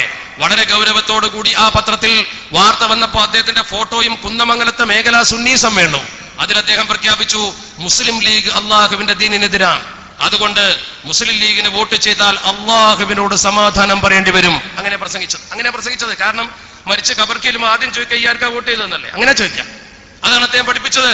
അങ്ങനെ പഠിപ്പിച്ചുകൊണ്ട് സമൂഹത്തെ തെറ്റിദ്ധരിപ്പിച്ചു. കുന്നമംഗലത്ത് വെച്ച് ചെയ്ത ആ പ്രസംഗം തെറ്റിദ്ധാരണജനകമായതുകൊണ്ട് സമത്വ കേരള ജമിയത്തുൽ ഉലമ പ്രസ്താവിച്ചു, അങ്ങനെ തീരുമാനം സമത്വക്കില്ല. ഓരോ സമയത്തും ഇവരാണ് രാഷ്ട്രീയത്തിൽ ഇറങ്ങിയത്. 2009 രണ്ടത്താണി പൊന്നാനിയിൽ മത്സരിച്ചു. പൊന്നാനിയിൽ മത്സരിക്കുന്ന സമയത്ത് ടി മുഹമ്മദ് ബഷീർ സാഹിബിനെതിരെ മത്സരിക്കുമ്പോ അവർ അതിശക്തമായി അയാൾക്ക് പിന്തുണ കൊടുത്തു എന്ന് മാത്രമല്ല, എന്റെ പിന്നിൽ എന്റെ പ്രിയപ്പെട്ട സുഹൃത്തിരിപ്പുന്നുണ്ട് മുഹമ്മദ് രാമന്തളി. അദ്ദേഹം എന്നോട് പറഞ്ഞു, അദ്ദേഹം വന്ന അപ്പുറത്താ, അദ്ദേഹം പറഞ്ഞു ഞാൻ ചെയ്ത പണി ഞാൻ ഇപ്പൊ പറഞ്ഞുതരാന്ന് പറഞ്ഞു. അദ്ദേഹത്തോട് മലപ്പുറത്തെ സ്വലാത്ത് നഗറിലുള്ള തങ്ങൾ, ഞാൻ അദ്ദേഹത്തെ ബഹുമാനിക്കുന്നു, പക്ഷേ ഈ ചെയ്ത പണി പറയാതിരിക്കാൻ പറ്റൂലല്ലോ. അദ്ദേഹം കൃത്യമായി പറഞ്ഞു പത്രേ, 42,000 വോട്ടിന് ഹുസൈൻ രണ്ടത്താണ് ജയിക്കും, നിങ്ങൾ പത്രത്തിൽ അടിച്ചോ. അങ്ങനെ അടുപ്പിച്ചു ഉത്തരേ വരെ കൊണ്ട് നോക്ക്, നിങ്ങൾ ജയിക്കുമെന്ന് പറഞ്ഞിട്ട് മാത്രമല്ല, അതാ മുഹമ്മദ് രാമന്തൾ 72,000 വോട്ട് കൂടിയിരിക്കുകയാണ്. 72,000 വോട്ടിന് ജയിക്കുമെന്ന് പറഞ്ഞുകൊണ്ട് പത്രം അടിക്കാൻ പറഞ്ഞു. അങ്ങനെ ഒരു മുഖപത്രം എന്നൊരു പത്രം അടിച്ചു. ആ പത്രം എടുത്ത് പിടിച്ചുകൊണ്ട് ഞാൻ അവിടെ സംസാരിച്ചിരുന്നു. ആ മുഖപത്രത്തിന്റെ മറ്റൊരു പേജ് എടുത്ത് പിടിച്ചുകൊണ്ട് ഇങ്ങനെ ഈ സ്ഥാനാർത്ഥിയെ ജയിപ്പിക്കാൻ സമത്വയുടെ പേരിൽ ഇവരെന്തിനാ കളിച്ചത്? ഈ രാഷ്ട്രീയമൊക്കെ സമുദായ ദ്രോഹ നടപടിയാണ്. അവിടെ മുസ്ലിം ലീഗ് നേതൃത്വം എന്നതല്ല നമ്മുടെ മുമ്പിലുള്ള പ്രശ്നം. അതിനവർക്ക് സ്വാതന്ത്ര്യമുണ്ട്, നമ്മൾ എതിർക്കുന്നില്ല. അവരെന്തെല്ലാം ചെയ്തു. എന്റെ അടുക്ക് അച്യുതാനന്ദ മുഖ്യമന്ത്രിയായപ്പോ കൊട ചൂടിക്കൊണ്ട് അദ്ദേഹത്തെ സ്വലാത്ത് നഗറിൽ കൊണ്ടുവന്നു. വലിയ ബോർഡ് സ്വലാത്ത് നഗർ. അച്യുതാനന്ദ സ്റ്റേജിൽ കയറി അപ്പൊ തന്നെ പറഞ്ഞു, മഹാനായ സ്വലാത്ത് സാഹിബിനെ പോലെ ആകണം നിങ്ങളൊക്കെ. അതൊരു വലിയ ആളെന്ന് നമുക്ക് വിചാരിച്ചു. കാരണം എന്താ, സ്വലാത്ത് നഗർ എന്നൊക്കെ പറയും, മരിച്ചാലെ പേരിലല്ലേ നഗർ പേരിടുക, അങ്ങനെയാണല്ലോ. അദ്ദേഹം വിചാരിച്ച് സ്വലാത്ത് എന്ന് പറഞ്ഞ സാധനം അങ്ങനെ ആളായിരുന്നു എന്നാ. ആ പാവം അദ്ദേഹത്തിന്റെ അറിവുകേട് കൊണ്ടല്ല, പക്ഷെ അത് അങ്ങനെയല്ല അദ്ദേഹം ധരിക്കുക. ഞാൻ അദ്ദേഹത്തെ കുറ്റപ്പെടുത്തുകയല്ല. അപ്പൊ നിങ്ങൾ മനസ്സിലായി, ആ രീതിയിൽ അദ്ദേഹത്തെ കൊണ്ട് പ്രസംഗിപ്പിച്ച് അങ്ങനെയൊക്കെ പല കാര്യങ്ങളും ചെയ്ത കൂട്ടത്തിൽ ഈ പ്രവർത്തനം കൂടി ചെയ്ത ആളുകൾ എത്ര വലിയ സമുദായ ദ്രോഹ നടപടികൾ ചെയ്തു. ഞാനൊന്ന് കൃത്യമായി എണ്ണിത്തരാം. നിങ്ങൾ സമയദൈർഘ്യമില്ലാതെ വളരെ പെട്ടെന്ന് നമുക്ക് അവസാനിപ്പിക്കണം. ഒന്നാമതായി, ഇവര് ശരീഅത്ത് സംവാദ കാലഘട്ടത്തിൽ സമുദായത്തിന്റെ കൂടെ നിന്നില്ല. ശരീഅത്ത് സംവാദത്തിൽ മുസ്ലിങ്ങൾ ഒന്നിച്ചു നിൽക്കണമെന്നത് ഇന്ത്യയിലെ മുസ്ലിങ്ങളുടെ വികാരമായിരുന്നു. അതിന് മുസ്ലിം പേഴ്സണൽ ലോ ബോർഡ് നേതൃത്വം കൊടുത്തിരുന്നു. അന്ന് ശംസുലമയുടെ നടപടി വിമർശിച്ചു, അത് തെറ്റായിരുന്നില്ലേ? രണ്ടാമത്തത് ബാബരി പള്ളി പ്രശ്നം. ബാബരി മസ്ജിദിന്റെ പ്രശ്നം ഈ രാജ്യത്ത് കത്തിച്ചൊലിക്കുമ്പോൾ ബാബരി മസ്ജിദ് പ്രശ്നം ഇന്ത്യയിലെ മുസ്ലിമിന്റെ ഗൗരവമുള്ള വിഷയമല്ലേ? ആ വിഷയത്തിൽ ഇയാൾ എവിടെയാ നിന്നത്? അയാളും അയാൾ അനുയായികളും പറഞ്ഞു, ബാബരി പള്ളി പ്രശ്നമല്ല, പാലപ്പറ്റ പള്ളിയാണ് പ്രശ്നം. അങ്ങനെയാണ് അദ്ദേഹം പറഞ്ഞത്. അത് കാരണം പാലപ്പറ്റ പള്ളി മുജാഹിദുകൾ പിടിച്ചടക്കിയിരിക്കുന്നു, വിദേഹത്തിനെതിരെ ശബ്ദിക്കണമെന്നാ പറഞ്ഞത്. മറ്റൊന്ന്, 1988 മതസ്ഥാപന ദുരുപയോഗ ബില്ല് വന്നു. മതസ്ഥാപന ദുരുപയോഗ ബില്ല് വന്നപ്പോൾ അതിന്റെ ഗൗരവം സമൂഹത്തെ ബോധ്യപ്പെടുത്തി. നാട്ടിക മൂസ മൗലവിയൊക്കെ അന്ന് ചെയ്ത പ്രസംഗം, എന്റെ സുഹൃത്ത് തൊയ്ബൈസി ഞങ്ങളൊക്കെ ചെയ്ത പ്രസംഗം അറിയാം. അന്ന് ഈ മതസ്ഥാപന ദുരുപയോഗ ബില്ല് വന്നാൽ ഒരു കുഴപ്പവുമില്ല എന്ന് പ്രസംഗിക്കുകയും എഴുതുകയും ചെയ്ത ആളാണ് ഇദ്ദേഹം. സമൂഹത്തിന്റെ പൊതുപ്രശ്നത്തിൽ എപ്പോഴും മുസ്ലിങ്ങളിൽ നിന്ന് ഭിന്നമായിട്ട് നിന്നിട്ടുള്ളൂ. മാത്രമല്ല, മുസ്ലിങ്ങൾക്ക് കമ്മ്യൂണിസ്റ്റ് ആകാമെന്ന് പരസ്യമായി പ്രഖ്യാപിച്ചു. ഞാൻ ആ വിഷയത്തിൽ ഇടപെടുന്നില്ല. സമത്വക്കകത്ത് ചേരിതിരിവുണ്ടാക്കി ഇയാൾ ചെയ്ത ഓരോ പ്രവർത്തനം ഒക്കെ കഴിഞ്ഞു. സമത്വയുടെ പുറത്ത് ഈ സമുദായത്തെ ഭിന്നിപ്പിച്ചു. നിങ്ങൾക്കറിയില്ലേ, നമ്മുടെ ഉമ്മത്തിൽ ഓരോ മഹല്ലത്തിലും അഹ്ലുൽ ഹല്ലി വൽ അഖദ് കാദിമാരെ നിയമിക്കും. അങ്ങനെ ഓരോരുത്തരും കാദിമാരെ നിയമിച്ചുകൊണ്ട് ആ കാദിമാർ നമ്മുടെ സമൂഹത്തിൽ കൃത്യമായി കാര്യങ്ങൾ നിറവേറ്റിക്കൊണ്ടിരിക്കുമ്പോ ഇവർ ഒരു ജില്ലാ കാദി നിയമനം ഓരോ സ്ഥലത്തും ജില്ലാ കാദിമാര്. ഞാൻ ഇപ്പോഴും ഓർക്കുന്നു, പാണക്കാട് സയ്യിദ് മുഹമ്മദ് അലി ശിഹാബ് തങ്ങൾ, അള്ളാഹു അദ്ദേഹത്തിന്റെ ഖബർ വിശാലമാക്കി കൊടുക്കുമാറാവട്ടെ, എല്ലാവരും അംഗീകരിക്കുന്ന ഒരു വ്യക്തിത്വമാണ്. അദ്ദേഹം കാദിയായ നിരവധി മഹല്ലുകൾ കേരളത്തിലുണ്ട്. ആ മഹാൻ മലപ്പുറത്ത് ജീവിച്ചിരിക്കുമ്പോൾ അദ്ദേഹത്തിന്റെ ജില്ലയിൽ വേറൊരു കാദി, പാണക്കാട്ടെ തങ്ങളെ മേലെ വേറൊരു കാദി. ആ പാണക്കാട് കുടുംബത്തിലെ തന്നെ കോഴിക്കോട്ടെ ബഹുമാനപ്പെട്ട സയ്യിദ് ശിഹാബുദ്ദീൻ ബിച്ചിക്കോ തങ്ങൾ കോഴിക്കോട് കാദിയ, വലിയ കാദി. അദ്ദേഹം ജീവിച്ചിരിക്കുമ്പോൾ അദ്ദേഹത്തിന്റെ മേലെ വേറൊരു കാദി. ഇങ്ങനെ കാദിമാരെ കൊണ്ടൊരു കളി സമൂഹത്തിന്റെ വിശ്വാസത്തിൽ കളിച്ചു. മാത്രമല്ല, ആ കാദിമാരെ കൊണ്ട് കളിച്ചതിന്റെ ശേഷം ഇവരെ കൊണ്ട് മാസമുറപ്പിച്ച് ചരിത്രത്തിൽ ആദ്യമായി സുന്നത്ത് ജമാഅത്തിന്റെ ബഹുഭൂരിപക്ഷം വരുന്ന പ്രവർത്തകരിൽ വമ്പിച്ച പ്രത്യാഘാതമുണ്ടാക്കത്തക്ക വിധം ഈ ഉമ്മത്തിന്റെ നോമ്പും പെരുന്നാളും രണ്ടാക്കി. മറക്കാൻ കഴിയുമോ ഈ സമൂഹത്തിന്? അതുപോലെ കുവൈത്ത് കരാറ് പോയി ഒപ്പിട്ട് സുന്നത്ത് ജമാഅത്തിന് അടിയറ വെച്ചു. റസ്മുൽ ഉസ്മാനി വിവാദമുണ്ടാക്കി മുസ്ഹഫുകൾ ചുട്ടുകരിക്കണമെന്ന് പറഞ്ഞു. തൊലാഖ് സംവാദമുണ്ടാക്കി പണ്ഡിതന്മാരുടെ വില കുറച്ചു. മുടിയും പൊടിയും ചട്ടിയും ഞാൻ പറയേണ്ടതില്ലല്ലോ, മാനം കെട്ടി നിൽക്കുന്ന അവസ്ഥ. ഞാൻ ചോദിക്കട്ടെ, ഇത്രമേൽ വൃത്തികേടുകൾ ആരോപിക്കപ്പെടുകയും ചർച്ച ചെയ്യപ്പെടുകയും ചെയ്ത ഒരു വ്യക്തി വേറെയുണ്ടോ? ഒരു സംഘടന വേറെയുണ്ടോ? നമുക്ക് അദ്ദേഹത്തോട് ഒരു വിരോധവും ഉണ്ടായിട്ടില്ല. ശംസുദ്ദീൻ സാഹിബ് സൂചിപ്പിച്ചതുപോലെ എന്നോട് അദ്ദേഹം വ്യക്തിപരമായി ഒരു ദ്രോഹവും അദ്ദേഹം ചെയ്തിട്ടില്ല. എന്നോട് അദ്ദേഹം വ്യക്തിപരമായ ഒരു ദ്രോഹം എന്റെ ചെറുപ്പകാലത്ത് അദ്ദേഹം എന്നെ കണ്ടിട്ടില്ല. അതുകൊണ്ട് അദ്ദേഹത്തെ സംബന്ധിച്ചിടത്തോളം വ്യക്തിപരമായി അദ്ദേഹം നമുക്ക് ഒരു ദ്രോഹവും ചെയ്തിട്ടില്ല. അങ്ങനെയുള്ള ഒരു മനുഷ്യനെ സംബന്ധിച്ചിടത്തോളം എനിക്കെന്തിനാ ആരോപിക്കേണ്ട ആവശ്യം? മറിച്ച് നിങ്ങൾ മനസ്സിലാക്കേണ്ട ഏറ്റവും പ്രധാനപ്പെട്ട ഒരു കാര്യം, അദ്ദേഹം ഈ ചെയ്ത പ്രവർത്തനങ്ങൾ സമുദായ ദ്രോഹ നടപടിയാണ്. അള്ളാഹുവിന്റെ പരിശുദ്ധ ഹബീബ് അഷ്റഫുൽ ഖൽഖ് മുഹമ്മദ് മുസ്തഫ സ്വല്ലല്ലാഹു അലൈഹി വസല്ലമ തങ്ങൾക്കെതിരെ ആരോപണം ഉന്നയിക്കും പോലെയാണ് ഈ മുടി കൊണ്ടുവന്നുകൊണ്ട് സമൂഹത്തിൽ കാണിച്ചു കൊടുക്കൽ. അതിനുവേണ്ടി പള്ളി ഉണ്ടാക്കാമെന്ന് പറഞ്ഞ് നാട് നീളെ ബോർഡ് വെച്ചു. ആ പള്ളി ഉണ്ടാക്കിയില്ലെന്ന് മാത്രമല്ല, പിരിച്ച കോടികളെ കുറിച്ച് വിവരമില്ലാതെയായി. അത് ചോദിച്ചപ്പോ ഞങ്ങൾ ഉസ്താദ് പള്ളി ഉണ്ടാക്കുകയോ ഉണ്ടാക്കാതിരിക്കുകയോ ചെയ്യും, നിങ്ങൾക്ക് എന്താന്നാ ചോദിക്കുന്നത്? ആ രീതിയിലാണ് ചോദിക്കുന്നത്. പണ്ടേതോ രാഷ്ട്രീയ പാർട്ടിയുടെ ഒരു വിളക്ക് പോയപ്പോ, അന്നൊക്കെ പെട്രോൾ ബാക്സാ പോയപ്പോ അതിനെതിരെ പ്രകടനം നടത്തിയപ്പോ അവരുടെ ഓഫീസിൽ നിന്ന് തന്നെ വിളക്ക് കിട്ടി. അപ്പൊ അവർ തിരിച്ചു മുദ്രാവാക്യം വിളിച്ചു, ഞങ്ങളെ വിളക്ക് ഞങ്ങൾ കെട്ടാൻ നിങ്ങൾക്ക് എന്താന്നാ ചോദിച്ചു. അത് മുദ്രാവാക്യമാണ്. ആ രീതിയിൽ ഞങ്ങൾ ഉസ്താദ് പണം പിരിച്ച് ഇങ്ങനെ ചെയ്താൽ നിങ്ങൾക്ക് എന്താ കുഴപ്പമെന്നാ ചോദിക്കുന്നത്. ഏറ്റവും അവസാനം ഇതാ ഈ മുസ്ലിം ഉമ്മത്തിന്റെ വോട്ട് ഭിന്നിപ്പിക്കാൻ വേണ്ടി മുസ്ലിം ജമാഅത്ത് എന്ന സംഘടന ഉണ്ടാക്കി. എന്താ നിങ്ങൾ ലക്ഷ്യം? സമൂഹത്തിൽ ഈ സമൂഹത്തെ ഫാസിസ്റ്റുകൾക്ക് വിലക്ക് കൊടുക്കാനാണോ? മാത്രമല്ല കേന്ദ്രം ഭരിക്കുന്നവരുമായി ഒട്ടി നിന്നുകൊണ്ട് എങ്ങനെയെങ്കിലും ഒരു പദവി കിട്ടുമോ എന്ന് മാത്രം നോക്കി അവർ സംഘടിപ്പിച്ച സൂഫി സമ്മേളനത്തിൽ വരെ ഞെളിഞ്ഞു പോയി പങ്കെടുക്കാൻ ഒരു പണ്ഡിതൻ ശ്രമിച്ചിട്ടുണ്ടെങ്കിൽ അത് ഈ സമൂഹത്തോട് ചെയ്യുന്ന വെല്ലുവിളിയാണെന്ന് മനസ്സിലാക്കാൻ കൂടുതൽ മുന്നോട്ട് പോകണമോ? സമൂഹത്തിന്റെ മൊത്തം പ്രശ്നത്തിൽ നിങ്ങൾ ഉണ്ടായോ? പാഠപുസ്തക വിവാദം നടന്നിവിടെ. പാഠപുസ്തക വിവാദം ഇവിടെ നടന്നപ്പോ ആ പാഠപുസ്തക വിവാദത്തിൽ എല്ലാ മുസ്ലിം സംഘടനകളും ഒന്നിച്ച് മതമില്ലാത്ത ജീവൻ പഠിപ്പിക്കാൻ പാടില്ലെന്ന് പറഞ്ഞു. ആ സന്ദർഭത്തിൽ അതിനെതിരെ തിരിഞ്ഞുകൊണ്ട് ആ കൂട്ടായ്മയിൽ നിന്ന് അവർ പിന്തിരിഞ്ഞു പോയില്ലേ?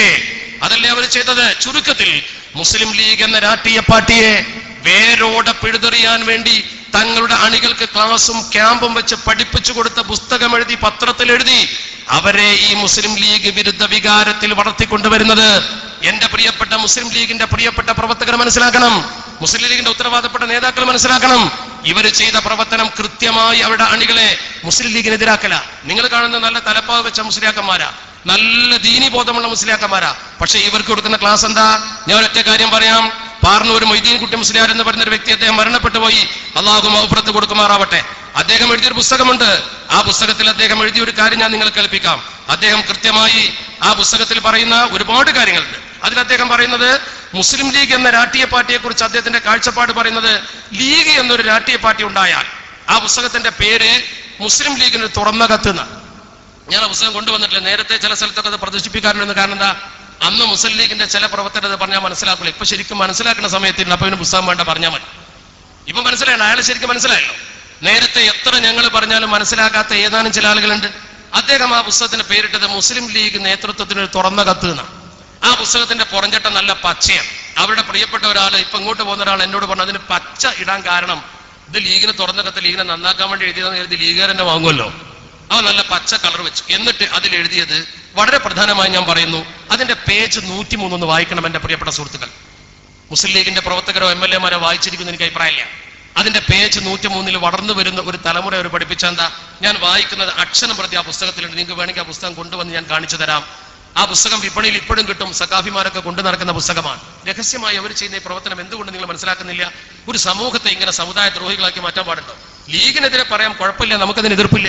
പക്ഷെ അവർ പറഞ്ഞ വാക്കെന്താ? പേജ് 103 പറയുന്നു, ഒരു ശിപായിയുടെയോ അല്ലെങ്കിൽ അടിച്ചു വാരുന്നവന്റെയോ ജോലിയെങ്കിലും പാവപ്പെട്ട ഒരു മുസ്ലിം കുടുംബത്തിന് വാങ്ങിക്കൊടുക്കാൻ ഭരണത്തിലുള്ള ലീഗിന് കഴിഞ്ഞിട്ടുണ്ടോ എന്ന് ചോദ്യം.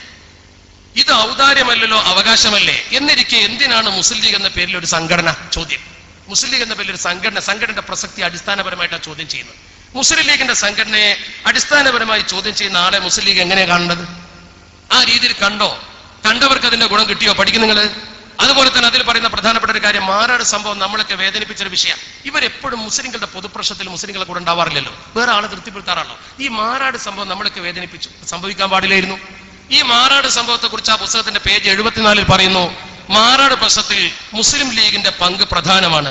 പ്രതികൾ മുഴുവൻ മുസ്ലിം ലീഗുകാരാണ്. അവിടുത്തെ ഖത്തീബ് ലീഗുകാരനാണ്, കാദി ലീഗുകാരനാണ്, പ്രസിഡന്റ് അവിടുത്തെ കാദി ലീഗ് പ്രസിഡന്റ് തങ്ങളാണ്. അതുകൊണ്ട് മുസ്ലിം ലീഗിന് അവിടെ എന്തൊക്കെയോ ഭയപ്പെടാനുണ്ട്. ഒരു ദുരൂഹത മുസ്ലിം ലീഗിനെതിരെ വരുത്തിരിക്കുക. സമുദായത്തോട് അങ്ങനെ ഒരു ദ്രോഹം ചെയ്യാൻ പാടുണ്ടോ? ഒരു ടെൻഷനുള്ള വിഷയത്തിൽ ഇങ്ങനെ എഴുതാൻ പാടുണ്ടോ? ചിന്തിക്കും നിങ്ങൾ. ഇ അഹമ്മദ് സാഹിബിന് കേന്ദ്രമന്ത്രി സ്ഥാനം കിട്ടിയതിനെ പച്ചയിൽ പരിഹസിച്ചു. എന്താ എഴുതിയിട്ടുള്ളത്?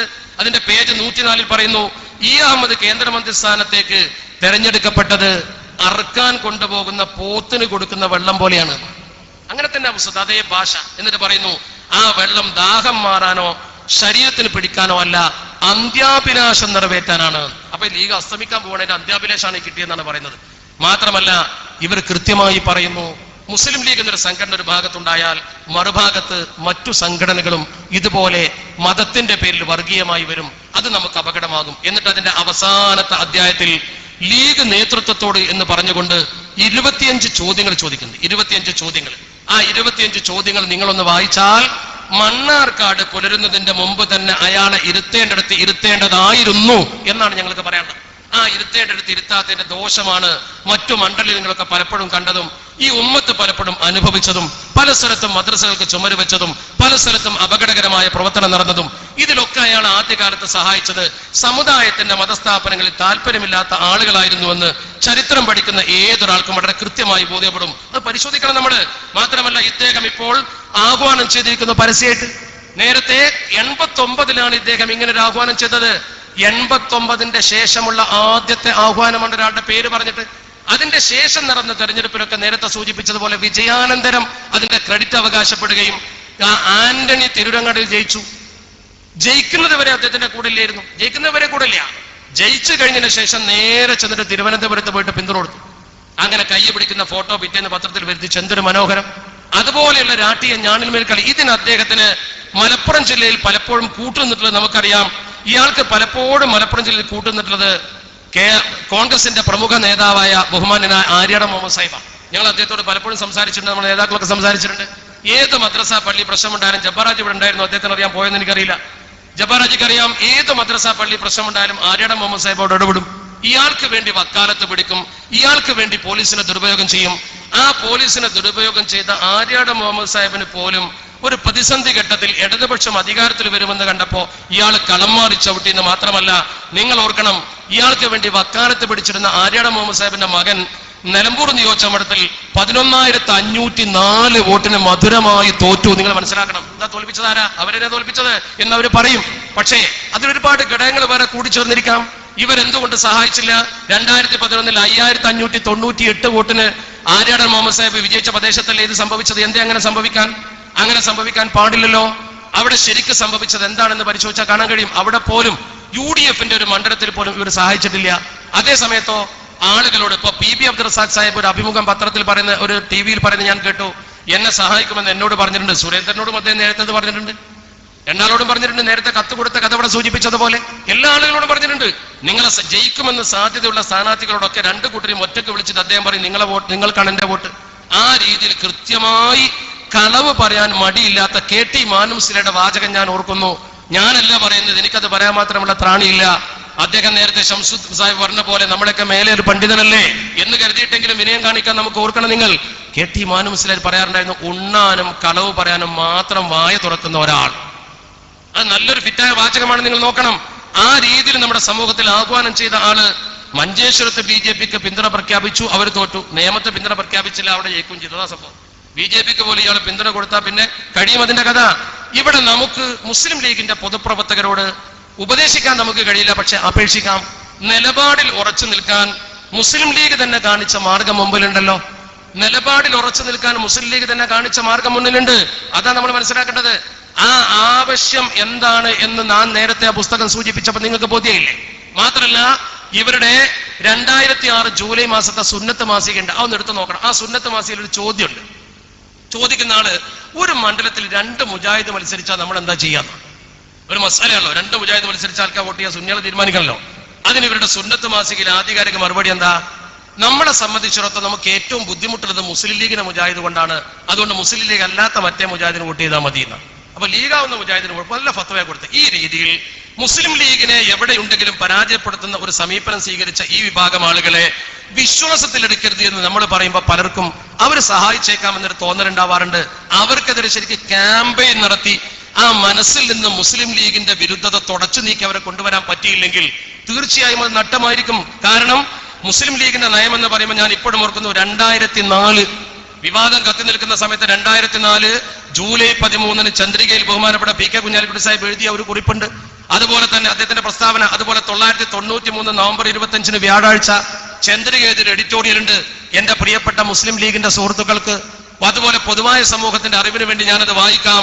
1993 നവംബർ 25 വ്യാഴം ചന്ദ്രികയുടെ എഡിറ്റോറിയൽ എന്ന് പറയുമ്പോൾ ആധികാരിക രേഖയാണ്. അത് എഴുതാനുള്ള കാരണം അന്ന് മുസ്ലിം ലീഗ് ഒരു പൊതുസംഘടന ഉണ്ടാക്കി, അഥവാ മാസമുറപ്പിക്കലും മറ്റു കാര്യങ്ങളൊക്കെ ഏകീകരിക്കുന്നതിന് വേണ്ടി ഒരു മുസ്ലിം ഐക്യവേദി സമത്വ കേരള ജംഇയ്യത്തുൽ ഉലമയുടെ അതുപോലെ തന്നെ മറ്റു മതസംഘടനകളൊക്കെ പ്രാതിനിധ്യത്തോടു കൂടി പാണക്കാട് സയ്യിദ് മുഹമ്മദ് അലി ശിഹാബ് തങ്ങളടക്കമുള്ള മഹത്തുക്കൾ ഒരുമിച്ച് കൂടിയിട്ട് നല്ല മനോഹരമായ ഒരു ഐക്യവേദി ഉണ്ടാക്കി. ആ ഐക്യവേദിയിലേക്ക് AP വിഭാഗത്തെ ക്ഷണിച്ചില്ല. ഈ വിഭാഗത്തെ ക്ഷണിക്കാതെ വന്നപ്പോൾ അത് ആരോപണം ഉന്നയിച്ചുകൊണ്ട് മാധ്യമ ദിനപത്രത്തിൽ വാർത്ത വന്നു. അവർ ഇതൊരു പ്രശ്നമാക്കി പർവ്വതീകരിച്ചു. അപ്പൊ ചില പത്രങ്ങൾ അത് ഏറ്റെടുത്തു, വാർത്താ മാധ്യമങ്ങൾ ഏറ്റെടുത്തപ്പോ ചന്ദ്രിക അതിന് കൃത്യമായൊരു മറുപടി കൊടുത്തു. ഞാൻ എന്റെ മുസ്ലിം ലീഗിന്റെ പ്രിയപ്പെട്ട സുഹൃത്തുക്കളെ അത് ഓർമ്മിപ്പിക്കാൻ ആഗ്രഹിക്കുക. ചന്ദ്രിക കൊടുത്ത മറുപടി ഇങ്ങനെ, ഞാൻ വായിക്കാം, കൃത്യമായി അക്ഷരം വിടാതെ വായിക്കാം. കൂടുതൽ ഇങ്ങനെ എഴുതി വന്നിട്ട് അതിന്റെ അവസാനത്തെ പാരഗ്രാഫിൽ പറയുന്നു, AP വിഭാഗം എന്ന് പറയുന്നത് ഒരു ഗ്രൂപ്പ് മാത്രമാണ്. കേരളത്തിലെ 95% മഹല്ലുകളിലും സ്വാധീനമുള്ള സംഘടന സമത്വ കേരള ജംഇയ്യത്തുൽ ഉലമയാണ്. കേരള മുസ്ലിംകളിലെ ഭൂരിപക്ഷത്തെ പ്രതിനിധീകരിക്കുന്നതും ആ സംഘടനയാണ്. അവരുമായി ആദർശപരമായോ വീക്ഷണപരമായോ ആയ ഭിന്നത മറുഭാഗത്ത് ഇല്ലാത്തത് കൊണ്ട് സുന്നി വിഭാഗത്തിന്റെ ആധികാരിക സംഘടന എന്ന നിലയിൽ സമത്വയെ ക്ഷണിച്ചതിൽ തെറ്റുണ്ടെന്ന് പറയാനാകില്ല. മാത്രവുമല്ല, പൊതുപ്രശ്നങ്ങളിൽ മുസ്ലിങ്ങൾ ഒന്നിച്ചിരിക്കുന്നതിനെ എതിർത്തവരാണ് മറുഭാഗം എന്ന വസ്തുത മുമ്പ് അതിന്റെ പേരിൽ അവരെ വിമർശിച്ചവർ ലീഗ് വിരോധത്തിന്റെ പേരിൽ വിസ്മരിച്ചിരിക്കുകയാണ്. ഈ നിലപാടിൽ ഉറച്ചു നിന്നാൽ ഒരു പ്രശ്നവും ഇവിടെ സംഭവിക്കൂല. ബഹുമാന്യനായ പി കെ കുഞ്ഞാലിക്കുട്ടി സാഹിബ് അതിശക്തമായി പറഞ്ഞൊരു വാചകമുണ്ട്. അദ്ദേഹം പറഞ്ഞു, 2004 ജൂലൈ മാസം 13 മഞ്ചേരി തെരഞ്ഞെടുപ്പിന്റെ പരാജയത്തിന്റെ പശ്ചാത്തലത്തിൽ കുഞ്ഞാലിക്കുട്ടി സാഹിബ് ചന്ദ്രികയുടെ 1-ാം പേജിൽ പറഞ്ഞത്, അദ്ദേഹത്തിന്റെ സ്റ്റേറ്റ്മെന്റ് നിങ്ങൾ വായിച്ച് കേൾക്കണം, ഇത് മറച്ചിലാക്കി കൊടുക്കണം. സമത്വ കേരള ജംഇയ്യത്തുൽ ഉലമയോടും കാന്തപുരം AP അബൂബക്കർ മുസ്ലിയാർ നേതൃത്വം നൽകുന്ന വിഭാഗത്തോടും സമവായം പാലിക്കും എന്നാണ് ഒരു പ്രചാരണം. തീർത്തും അടിസ്ഥാനരഹിതമാണിത്. സമത്വ കേരള ജംഇയ്യത്തുൽ ഉലമ പരമ്പരാഗതമായി മുസ്ലിം സമുദായത്തിന് നേതൃത്വം നൽകുന്ന ആധികാരിക സംഘടനയാണ്. ലീഗ് അണികൾ ബഹുഭൂരിപക്ഷവും അഹ്ലുസ് സുന്നത്തി വൽ ജമാഅത്തിൽ വിശ്വസിക്കുന്നവരും സമത്വയെ ആദരിക്കുന്നവരുമാണ്. ഭൂരിപക്ഷം പള്ളികളും മതസ്ഥാപനങ്ങളും സ്ഥാപിക്കുകയും പരിപാലിക്കുകയും ചെയ്യുന്നത് സമത്വയാണ്. സമത്വയോടുള്ള ലീഗിന്റെ സുദൃഢമായ ബന്ധം ഒരു തെരഞ്ഞെടുപ്പ് പരാജയങ്ങളുടെ അടിസ്ഥാനത്തിൽ അവലോകനം ചെയ്യേണ്ട വിഷയം പോലുമല്ല. പരമ്പരാഗതമായി പാണക്കാട് കുടുംബം ഈ 2 സംഘടനകൾക്കും നേതൃത്വം നൽകി പോരുന്നു. ഇതിലൊന്നും മാറ്റം വരുത്തേണ്ട പ്രശ്നം ഉദിക്കുന്നില്ല. കാന്തപുരം AP അബൂബക്കർ മുസ്ലിയാർ നേതൃത്വം നൽകുന്ന വിഭാഗവുമായി ലീഗിന് അടിസ്ഥാനപരമായി തന്നെ വിയോജിപ്പുണ്ട്. പി കെ കുഞ്ഞാലിക്കുട്ടി സാഹിബിന്റെ സ്റ്റേറ്റ്മെന്റ് ആണ്. ചന്ദ്രിക 2004 ജൂലൈ 13 കൃത്യമായി നിങ്ങൾക്ക് വായിക്കാൻ കഴിയും. ഇവിടെ നമ്മൾ കാണുന്നത് ഈ രീതിയിലൊക്കെ നിലപാടുകൾ സ്വീകരിക്കുമ്പോഴും ചില ആളുകൾ അഴകുടമ്പ നയം സ്വീകരിച്ചുകൊണ്ട് ചില മദ്രസ പള്ളി പ്രശ്നത്തിൽ ഇവർക്ക് അരുതെന്ന് കൊടുക്കുകയും അവരെ സഹായിക്കാൻ മുന്നോട്ട് വരികയും ചെയ്യുന്നതിന്റെ ചെറിയ ഒരു പിൻബലത്തിലാണ് അവർ ചില മഹല്ലത്തുകളിൽ ചില സ്ഥാപനങ്ങളുമായി പിടിച്ചു നിൽക്കുന്നത്. ഞങ്ങൾ പറയുന്നു, അവരുടെ ഒരു സ്ഥാപനവും ഞങ്ങൾക്ക് വേണ്ട, അന്യന്റെതൊന്നും കയ്യേറാൻ ഞങ്ങൾ പോകാറില്ല. പക്ഷെ ഒരു കാര്യം ഞങ്ങൾ തീർത്തു പറയാൻ ആഗ്രഹിക്കുന്നു. സമത്വ കേരള ജംഇയ്യത്തുൽ ഉലമ മുഖ്യമന്ത്രിക്ക് മുമ്പിലും ആഭ്യന്തരമന്ത്രിക്ക് മുമ്പിലും ഒക്കെ പറഞ്ഞ കാര്യമുണ്ട്. ഒരു പ്രദേശത്ത് ജലബോർഡ് കൂടി ഭൂരിപക്ഷം ആർക്കാണോ, അതുപോലെ തന്നെ അടിസ്ഥാന രേഖകൾ ആർക്കാണോ, ഏത് സംഘടനയിലാണോ രജിസ്റ്റർ ചെയ്തിട്ടുള്ളത്, അത് നടപ്പാക്കി കൊടുക്കണം. അവിടെ പിന്നെ ബഹളം ഉണ്ടാക്കി കുഴപ്പം സൃഷ്ടിക്കാൻ അവരെ സമ്മതിക്കരുത്. നമ്മൾ സമത്വയിൽ രജിസ്റ്റർ ചെയ്ത ആ സ്ഥാപനത്തിൽ കള്ള രജിസ്ട്രേഷൻ, ഇപ്പൊ നിങ്ങൾ നോക്കുക, മലപ്പുറം ജില്ലയിൽ രൂക്ഷമായ പ്രശ്നമുണ്ടായ തച്ചണ്ണയിലും അതുപോലെ തന്നെ വളരെ പള്ളിക്കൽ ബസാറിലും ഇവര് ക്രിമിനൽ കുറ്റം ചെയ്തുകൊണ്ട് സ്വാധീനിച്ചുകൊണ്ട് കള്ള രജിസ്ട്രേഷൻ ഉണ്ടാക്കിയപ്പോൾ ആ പ്രശ്നമുണ്ടായത്. ഒരിക്കൽ പോലും നമ്മൾ അങ്ങനെ ചെയ്യാറില്ല. അത്തരം സമീപനങ്ങൾ സ്വീകരിക്കുന്നതിനെ തടുക്കാനാണ് നമ്മൾ ശ്രമിക്കേണ്ടത്. അവിടെ നിന്നുകൊണ്ട് സമത്വ കേരള ജംഇയ്യത്തുൽ ഉലമയെ സഹായിക്കുവാനും അതിന്റെ ഒപ്പം നിൽക്കുവാനും തയ്യാറായാൽ ഈ പ്രശ്നങ്ങൾ മുഴുവൻ അവസാനിക്കുമെന്നാണ് പറയാനുള്ളത്. മാത്രമല്ല, ഈ മണ്ഡലത്തിൽ അവർ ചെയ്ത പ്രവർത്തനത്തെ ആർക്കെങ്കിലും അംഗീകരിക്കാൻ പറ്റുമോ? അള്ളാഹുവിന്റെ പരിശുദ്ധ ദീനിൽ വിശ്വസിക്കുന്ന ഒരു മനുഷ്യന് വിഘടിത വിഭാഗത്തിൽപ്പെട്ട ആളുകൾ ഈ ശബ്ദം കേൾക്കുമെന്ന് എനിക്ക് ഉറപ്പുണ്ട്. അവരോട് ഞാൻ പറയുന്നു, നിങ്ങൾ എന്തൊക്കെ ഇവിടെ പറഞ്ഞു, നിങ്ങൾ ദുആ ചെയ്തു, കരഞ്ഞു, നിങ്ങൾ പ്രത്യേകമായി ആളുകളെ അതിനുവേണ്ടി സജ്ജമാക്കി മുസഹഫ് കൊടുത്തുകൊണ്ട് വീട്ടിൽ പോയിട്ട് ആ മുസഹഫ് വെച്ച് സത്യം ചെയ്യിച്ചില്ലേ? നിങ്ങൾ സകല സ്ത്രീകളുടെയും കയ്യിൽ മുസഹഫ് കൊടുത്തിട്ട് ആണുങ്ങളില്ലാത്ത സമയത്ത് വീട്ടിൽ ചെന്നുകൊണ്ട് മുസഹഫ് കൊടുത്ത് ശംസുദ്ദീനെതിരെ വോട്ട് ചെയ്യണം, അരിവാളിന് വോട്ട് ചെയ്യണമെന്ന് ഫുർഖാനുൽ അദീം വെച്ച് നിങ്ങൾ സത്യം ചെയ്യിച്ചില്ലേ? നിങ്ങൾക്കതില്ല എന്ന് പറയാൻ പറ്റുമോ? നിങ്ങൾ കോഴിമുട്ടയിൽ എഴുതി ഒരുപാട് കൊടുത്തു കേൾക്കുന്നു. പിന്നെ പറഞ്ഞു കോഴിമുട്ട ചൈന കോഴിമുട്ടയായിരുന്നു, വ്യാജ കോഴിമുട്ട ആയതുകൊണ്ടാണ് ഭരിക്കാതിരുന്നത്. അങ്ങനെയും പറഞ്ഞു. എന്താവട്ടെ, നിങ്ങൾ ചെയ്ത ഈ പ്രവർത്തനങ്ങൾ നോക്ക്. നിങ്ങൾ അരിവിതരണം നടത്താൻ തയ്യാറായി. ഒരു ഫ്ലൈറ്റ് തന്നെ ചാർട്ട് ചെയ്ത് വരുന്നുണ്ടെന്ന് പറഞ്ഞു. ഇവരുടെ പാലക്കാട് ജില്ലയിൽ പ്രമുഖ നേതാവ് വിദേശത്ത് വെച്ച് വാട്സപ്പിലൂടെ മെസ്സേജ് കൊടുത്തു, നാട്ടിൽ പോകാൻ ആര് തയ്യാറാണെങ്കിലും ടിക്കറ്റ് തരാം.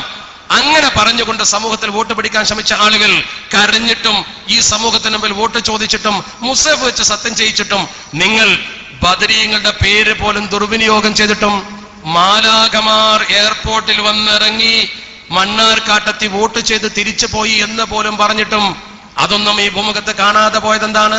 സത്യത്തിൽ അള്ളാഹുവിന്റെ പരിശുദ്ധ ദീനുൽ ഇസ്ലാമിനെ കൊഞ്ഞനം കുത്തുന്ന പ്രവർത്തനമാണ് നിങ്ങൾ ചെയ്തത്. മഞ്ചേരിയിൽ മസ്ജിദ് സാഹിബ് തോറ്റപ്പോൾ മലക്കുകൾ വോട്ട് ചെയ്തു എന്ന് പറഞ്ഞ ആളുകൾ മണ്ണാർക്കാട്ട് നിങ്ങളുടെ മലക്കുകൾ ആർക്ക് വോട്ട് ചെയ്തു എന്ന് പറയണം. ആർക്കാ വോട്ട് ചെയ്തത്? ഈ രീതിയിൽ സമൂഹത്തിന്റെ വിശ്വാസത്തിൽ തൊട്ട് കളിക്കരുത്. ഒരു ചെറിയ ഷോക്ക് ട്രീറ്റ്മെന്റ് ആണ് സമത്വ കേരള സുന്നി വിദ്യാർത്ഥി ഫെഡറേഷനും SYS കുറച്ച് പ്രവർത്തകർ കൂടി ചെയ്തത്. ഈ ഷോക്ക് ട്രീറ്റ്മെന്റ് നിങ്ങൾ മനസ്സിലാക്കി സമുദായത്തിലേക്ക് ഇറങ്ങി വന്നുകൊണ്ടുള്ള രാഷ്ട്രീയ കളി നിർത്തിയില്ലെങ്കിൽ നിങ്ങളെ ഒപ്പുവെച്ച കലം പോലെയാക്കാൻ ഈ ഉമ്മത്തിന് കഴിയുമെന്ന കാര്യം ഇവിടെ തെളിയിക്കപ്പെട്ട് കഴിഞ്ഞിരിക്കാം. ഒരു മണ്ണാർക്കാടിൽ 1000 മണ്ണാർക്കാട് ആവർത്തിക്കാൻ കഴിയും. ഈ നേതാവിന്റെ ആഹ്വാനം ഇവർ ജുമുഅത്ത് പള്ളികളിൽ ജുമുഅക്ക് ശേഷം പറഞ്ഞു. എനിക്കിപ്പോഴും ഓർമ്മയുണ്ട്, നമ്മൾ മതസ്ഥാപന ദുരുപയോഗ ബില്ലും അതുപോലെ തന്നെ അവസാനം ഈ മതമില്ലാത്ത ജീവനും ഒക്കെ വന്നപ്പോ അതിനെതിരെ പള്ളിയിൽ ഉസ്താദുമാര് പ്രസംഗിച്ചപ്പോ ഇവരുടെ സിറാജ് പത്രത്തിൽ എഴുതിയത് പള്ളികൾ ദുരുപയോഗം ചെയ്യുന്നു എന്നാ. പള്ളികൾ ദുരുപയോഗം ചെയ്യുന്നു എന്ന് പറയുന്ന ആളുകൾ മണ്ണാർക്കാട്ട് അരിവാളിന് വോട്ട് കൊടുക്കാൻ പള്ളിയിൽ പ്രസംഗിച്ചില്ലേ? നിങ്ങൾ പള്ളിയിൽ പ്രസംഗിച്ചു. പള്ളി അള്ളാഹുവിന്റെ പരിശുദ്ധമായ പള്ളിയിൽ ജുമുഅ ഖുത്ബയുടെ മുമ്പ് പോലും നിങ്ങൾ പ്രസംഗിച്ചു. ജുമുഅക്ക് മുമ്പ് പ്രസംഗിക്കാൻ പാടില്ല എന്ന് പറയുന്ന ആളുകൾ പോലും ജുമുഅക്ക് മുമ്പ് വോട്ടിന് വേണ്ടി പ്രത്യേകം പ്രസംഗിച്ചു. അതിനെക്കുറിച്ച് ചില ആൾക്കാരോട് ചോദിച്ചപ്പോൾ അതൊരു പ്രത്യേക മസല എന്ന് പറഞ്ഞത്. അതൊരു പ്രത്യേക മസല, ദറൂറത്തിന്റെ ഘട്ടത്തിൽ എന്തും ചെയ്യാന്ന്. അങ്ങനെ ദറൂറത്തിന്റെ ഘട്ടം വരുമെന്നും ചെയ്യാം.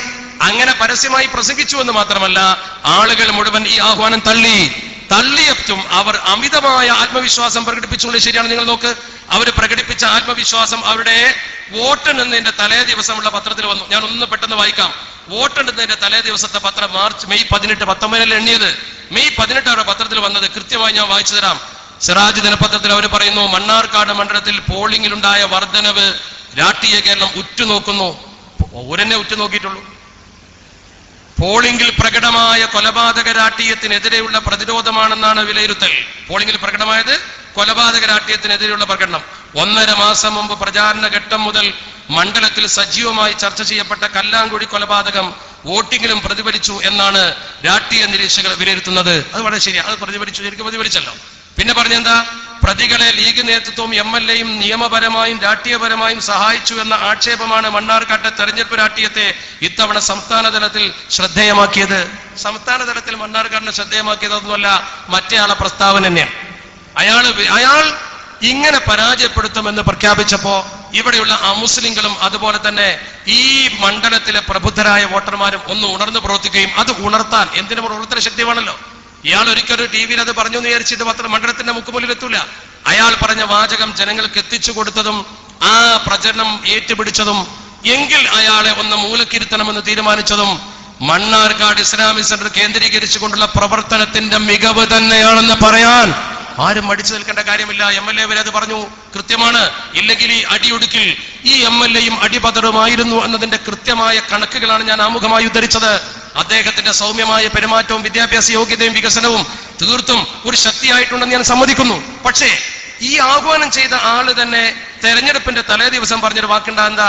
അദ്ദേഹം തെരഞ്ഞെടുപ്പ് ഫലമാഘോഷം അതിരുവിടരുതെന്ന പറഞ്ഞത്. നിയമസഭാ തെരഞ്ഞെടുപ്പ് പ്രക്രിയ ഇതേവരെ സമാധാനപരമായി പൂർത്തിയാക്കിയ രാഷ്ട്രീയ പാർട്ടികളും ജനങ്ങളും ഫലപ്രഖ്യാപന നാളിലും അങ്ങേയറ്റത്തെ അച്ചടക്കവും സംയമനം പാലിക്കാൻ ബദ്ധശ്രദ്ധരാകണം. ഇന്ന ചീത്ത പറയുന്നത് അതിനർത്ഥം ജാമ്യം എടുക്കല.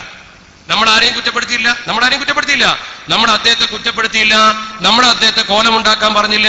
നേരത്തെ ഇവിടെ സൂചിപ്പിച്ചതുപോലെ കോലം ഉണ്ടാക്കാൻ പാടില്ല, കൃത്യമാണ്. അഥവാ ഉണ്ടാക്കിയാലോ അള്ളാഹുവിന്റെ പരിശുദ്ധ ഖുർആൻ സാമിരി പശുക്കുട്ടി ഉണ്ടാക്കിയപ്പോ പറഞ്ഞത് കത്തിച്ചിട്ട് പൊടിപൊടിയാക്കി കടലിൽ മുക്കുന്ന, നിങ്ങളെ കത്തിച്ച് പൊടിപൊടിയാക്കി കടലിൽ മുക്കുമെന്ന് ഈ ഗൗമ തീരുമാനിച്ചാൽ പിന്നെ അതെടുക്കാൻ പറ്റുമോ? കോലുണ്ടാക്കിയ പിന്നെ കത്തിക്കണ്ടേ? നിവൃത്തിയില്ലല്ലോ. മയ്യത്ത് കെട്ടിലുണ്ടാക്കൽ തെറ്റാണോ എന്ന മസല ചോദിക്കുന്നത്. അത് ഉണ്ടാക്കിയവന്റെ നിയ്യത്ത് പോലെ ഇരിക്കും. കാരണം എന്താ? ഉണ്ടാക്കിയവന്റെ നിയ്യത്ത് പോലെ ഇരിക്കും. അങ്ങനെ പരിഹസിക്കാൻ വേണ്ടി ഉണ്ടാക്കണ്ട. മയ്യത്ത് കെട്ട് മരണം ഓർക്കാൻ വേണ്ടി ഉണ്ടാക്കിയതാണെങ്കിൽ ചിലപ്പോൾ ആവാം. അങ്ങനെ ആരെങ്കിലും ഉണ്ടാക്കിയിട്ടുണ്ടെങ്കിൽ സമത്വയുടെ പ്രവർത്തനം അതിലില്ല. നമ്മളെ കാര്യം ചെയ്തിട്ടില്ല. ആരെങ്കിലും ചെയ്തുവെങ്കിൽ അതിന്റെ മസ്തല തേടി നടക്കണ്ട. പിന്നെ മയ്യത്ത് കട്ടിലേക്ക് കബർ നോക്കണ്ട പരലോക ബോധമുള്ള അത് മൂപ്പർക്ക് തീരല്ല. മൂപ്പര് പിന്നെ എന്തിനാ അതിന് പേടിക്കേണ്ട ആവശ്യം? പരലോക ബോധമുള്ള ഒരു മനുഷ്യൻ ഒരിക്കലും ആ കാര്യത്തെക്കുറിച്ച് ചിന്തിച്ചുകൊണ്ട് പ്രവർത്തിക്കുമ്പോൾ ഇത്തരം വേണ്ടാധീനം നമ്മുടെ സമൂഹത്തിൽ ഒരിക്കലും പ്രകടിപ്പിക്കില്ലല്ലോ. അവിടെയാണ് നമ്മൾ ചിന്തിക്കേണ്ടത്.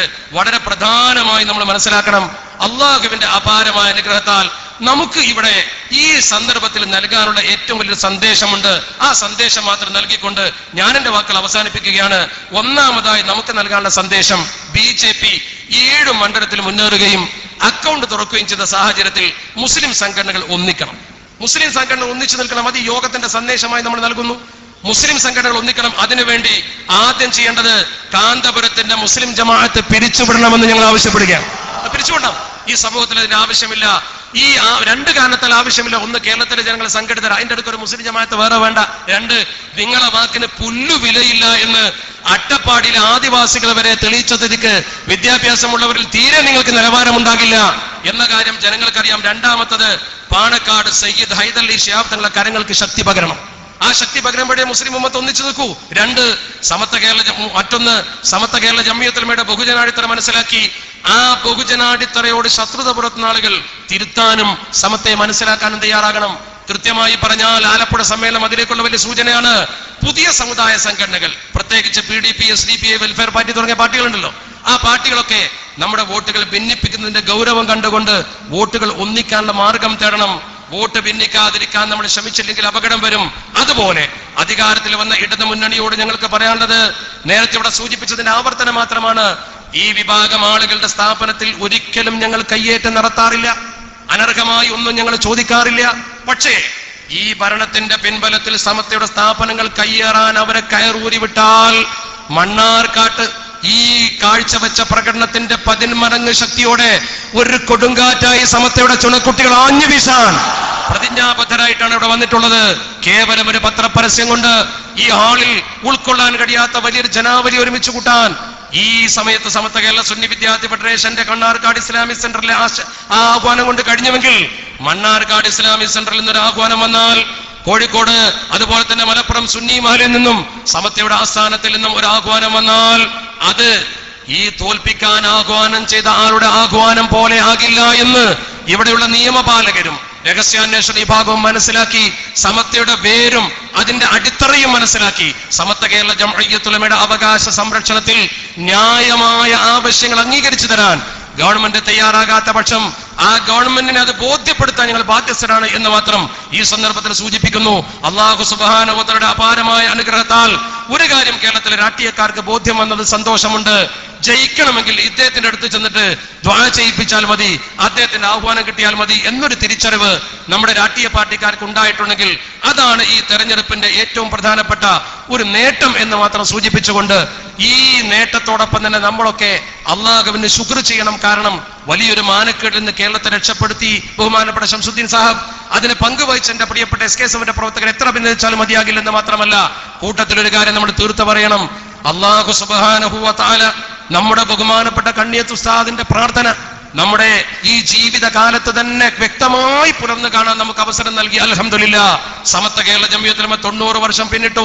100ാം വാർഷികം സമത്വ ആഘോഷിക്കുമ്പോ ആ 100ാം വാർഷികത്തിന്റെ ആഘോഷവേളയിൽ ഇങ്ങനെ ഒരു സംഘടന തന്നെ ഭൂമുഖത്തില്ലാത്ത വിധം അത് തുടച്ചു നീക്കപ്പെടാൻ ആവശ്യമായ പ്രവർത്തനം ഏറ്റെടുക്കണം നിങ്ങളെന്ന് പറഞ്ഞുകൊണ്ട് അതിശക്തമായ ബോധന പ്രവർത്തനങ്ങൾക്ക് SKSFന്റെ SYSന്റെ പ്രവർത്തകർ മുന്നിട്ടിറങ്ങണമെന്ന അപേക്ഷയോടുകൂടി ഒരിക്കൽ കൂടി മണ്ണാർക്കാട്ടെ പ്രബുദ്ധരായ വോട്ടർമാരെയും അതിന് കളമൊരുക്കിയ പാർട്ടിയുടെ ചിട്ടയൊത്ത പ്രവർത്തനത്തെയും അതോടൊപ്പം അവരെ സഹായിച്ച SKSFന്റെ പ്രവർത്തകർ സമത്വയുടെ കൊടിയോ ബോർഡോ ബാനറോ ഇല്ലാതെ വ്യക്തിപരമായി മാത്രം പ്രവർത്തിച്ച പ്രവർത്തകരെ അഭിനന്ദിച്ചുകൊണ്ട് ഞാൻ ഇവിടെ വാങ്ങുന്നു. അസ്സലാമു അലൈക്കും വറഹ്മത്തുള്ളാഹി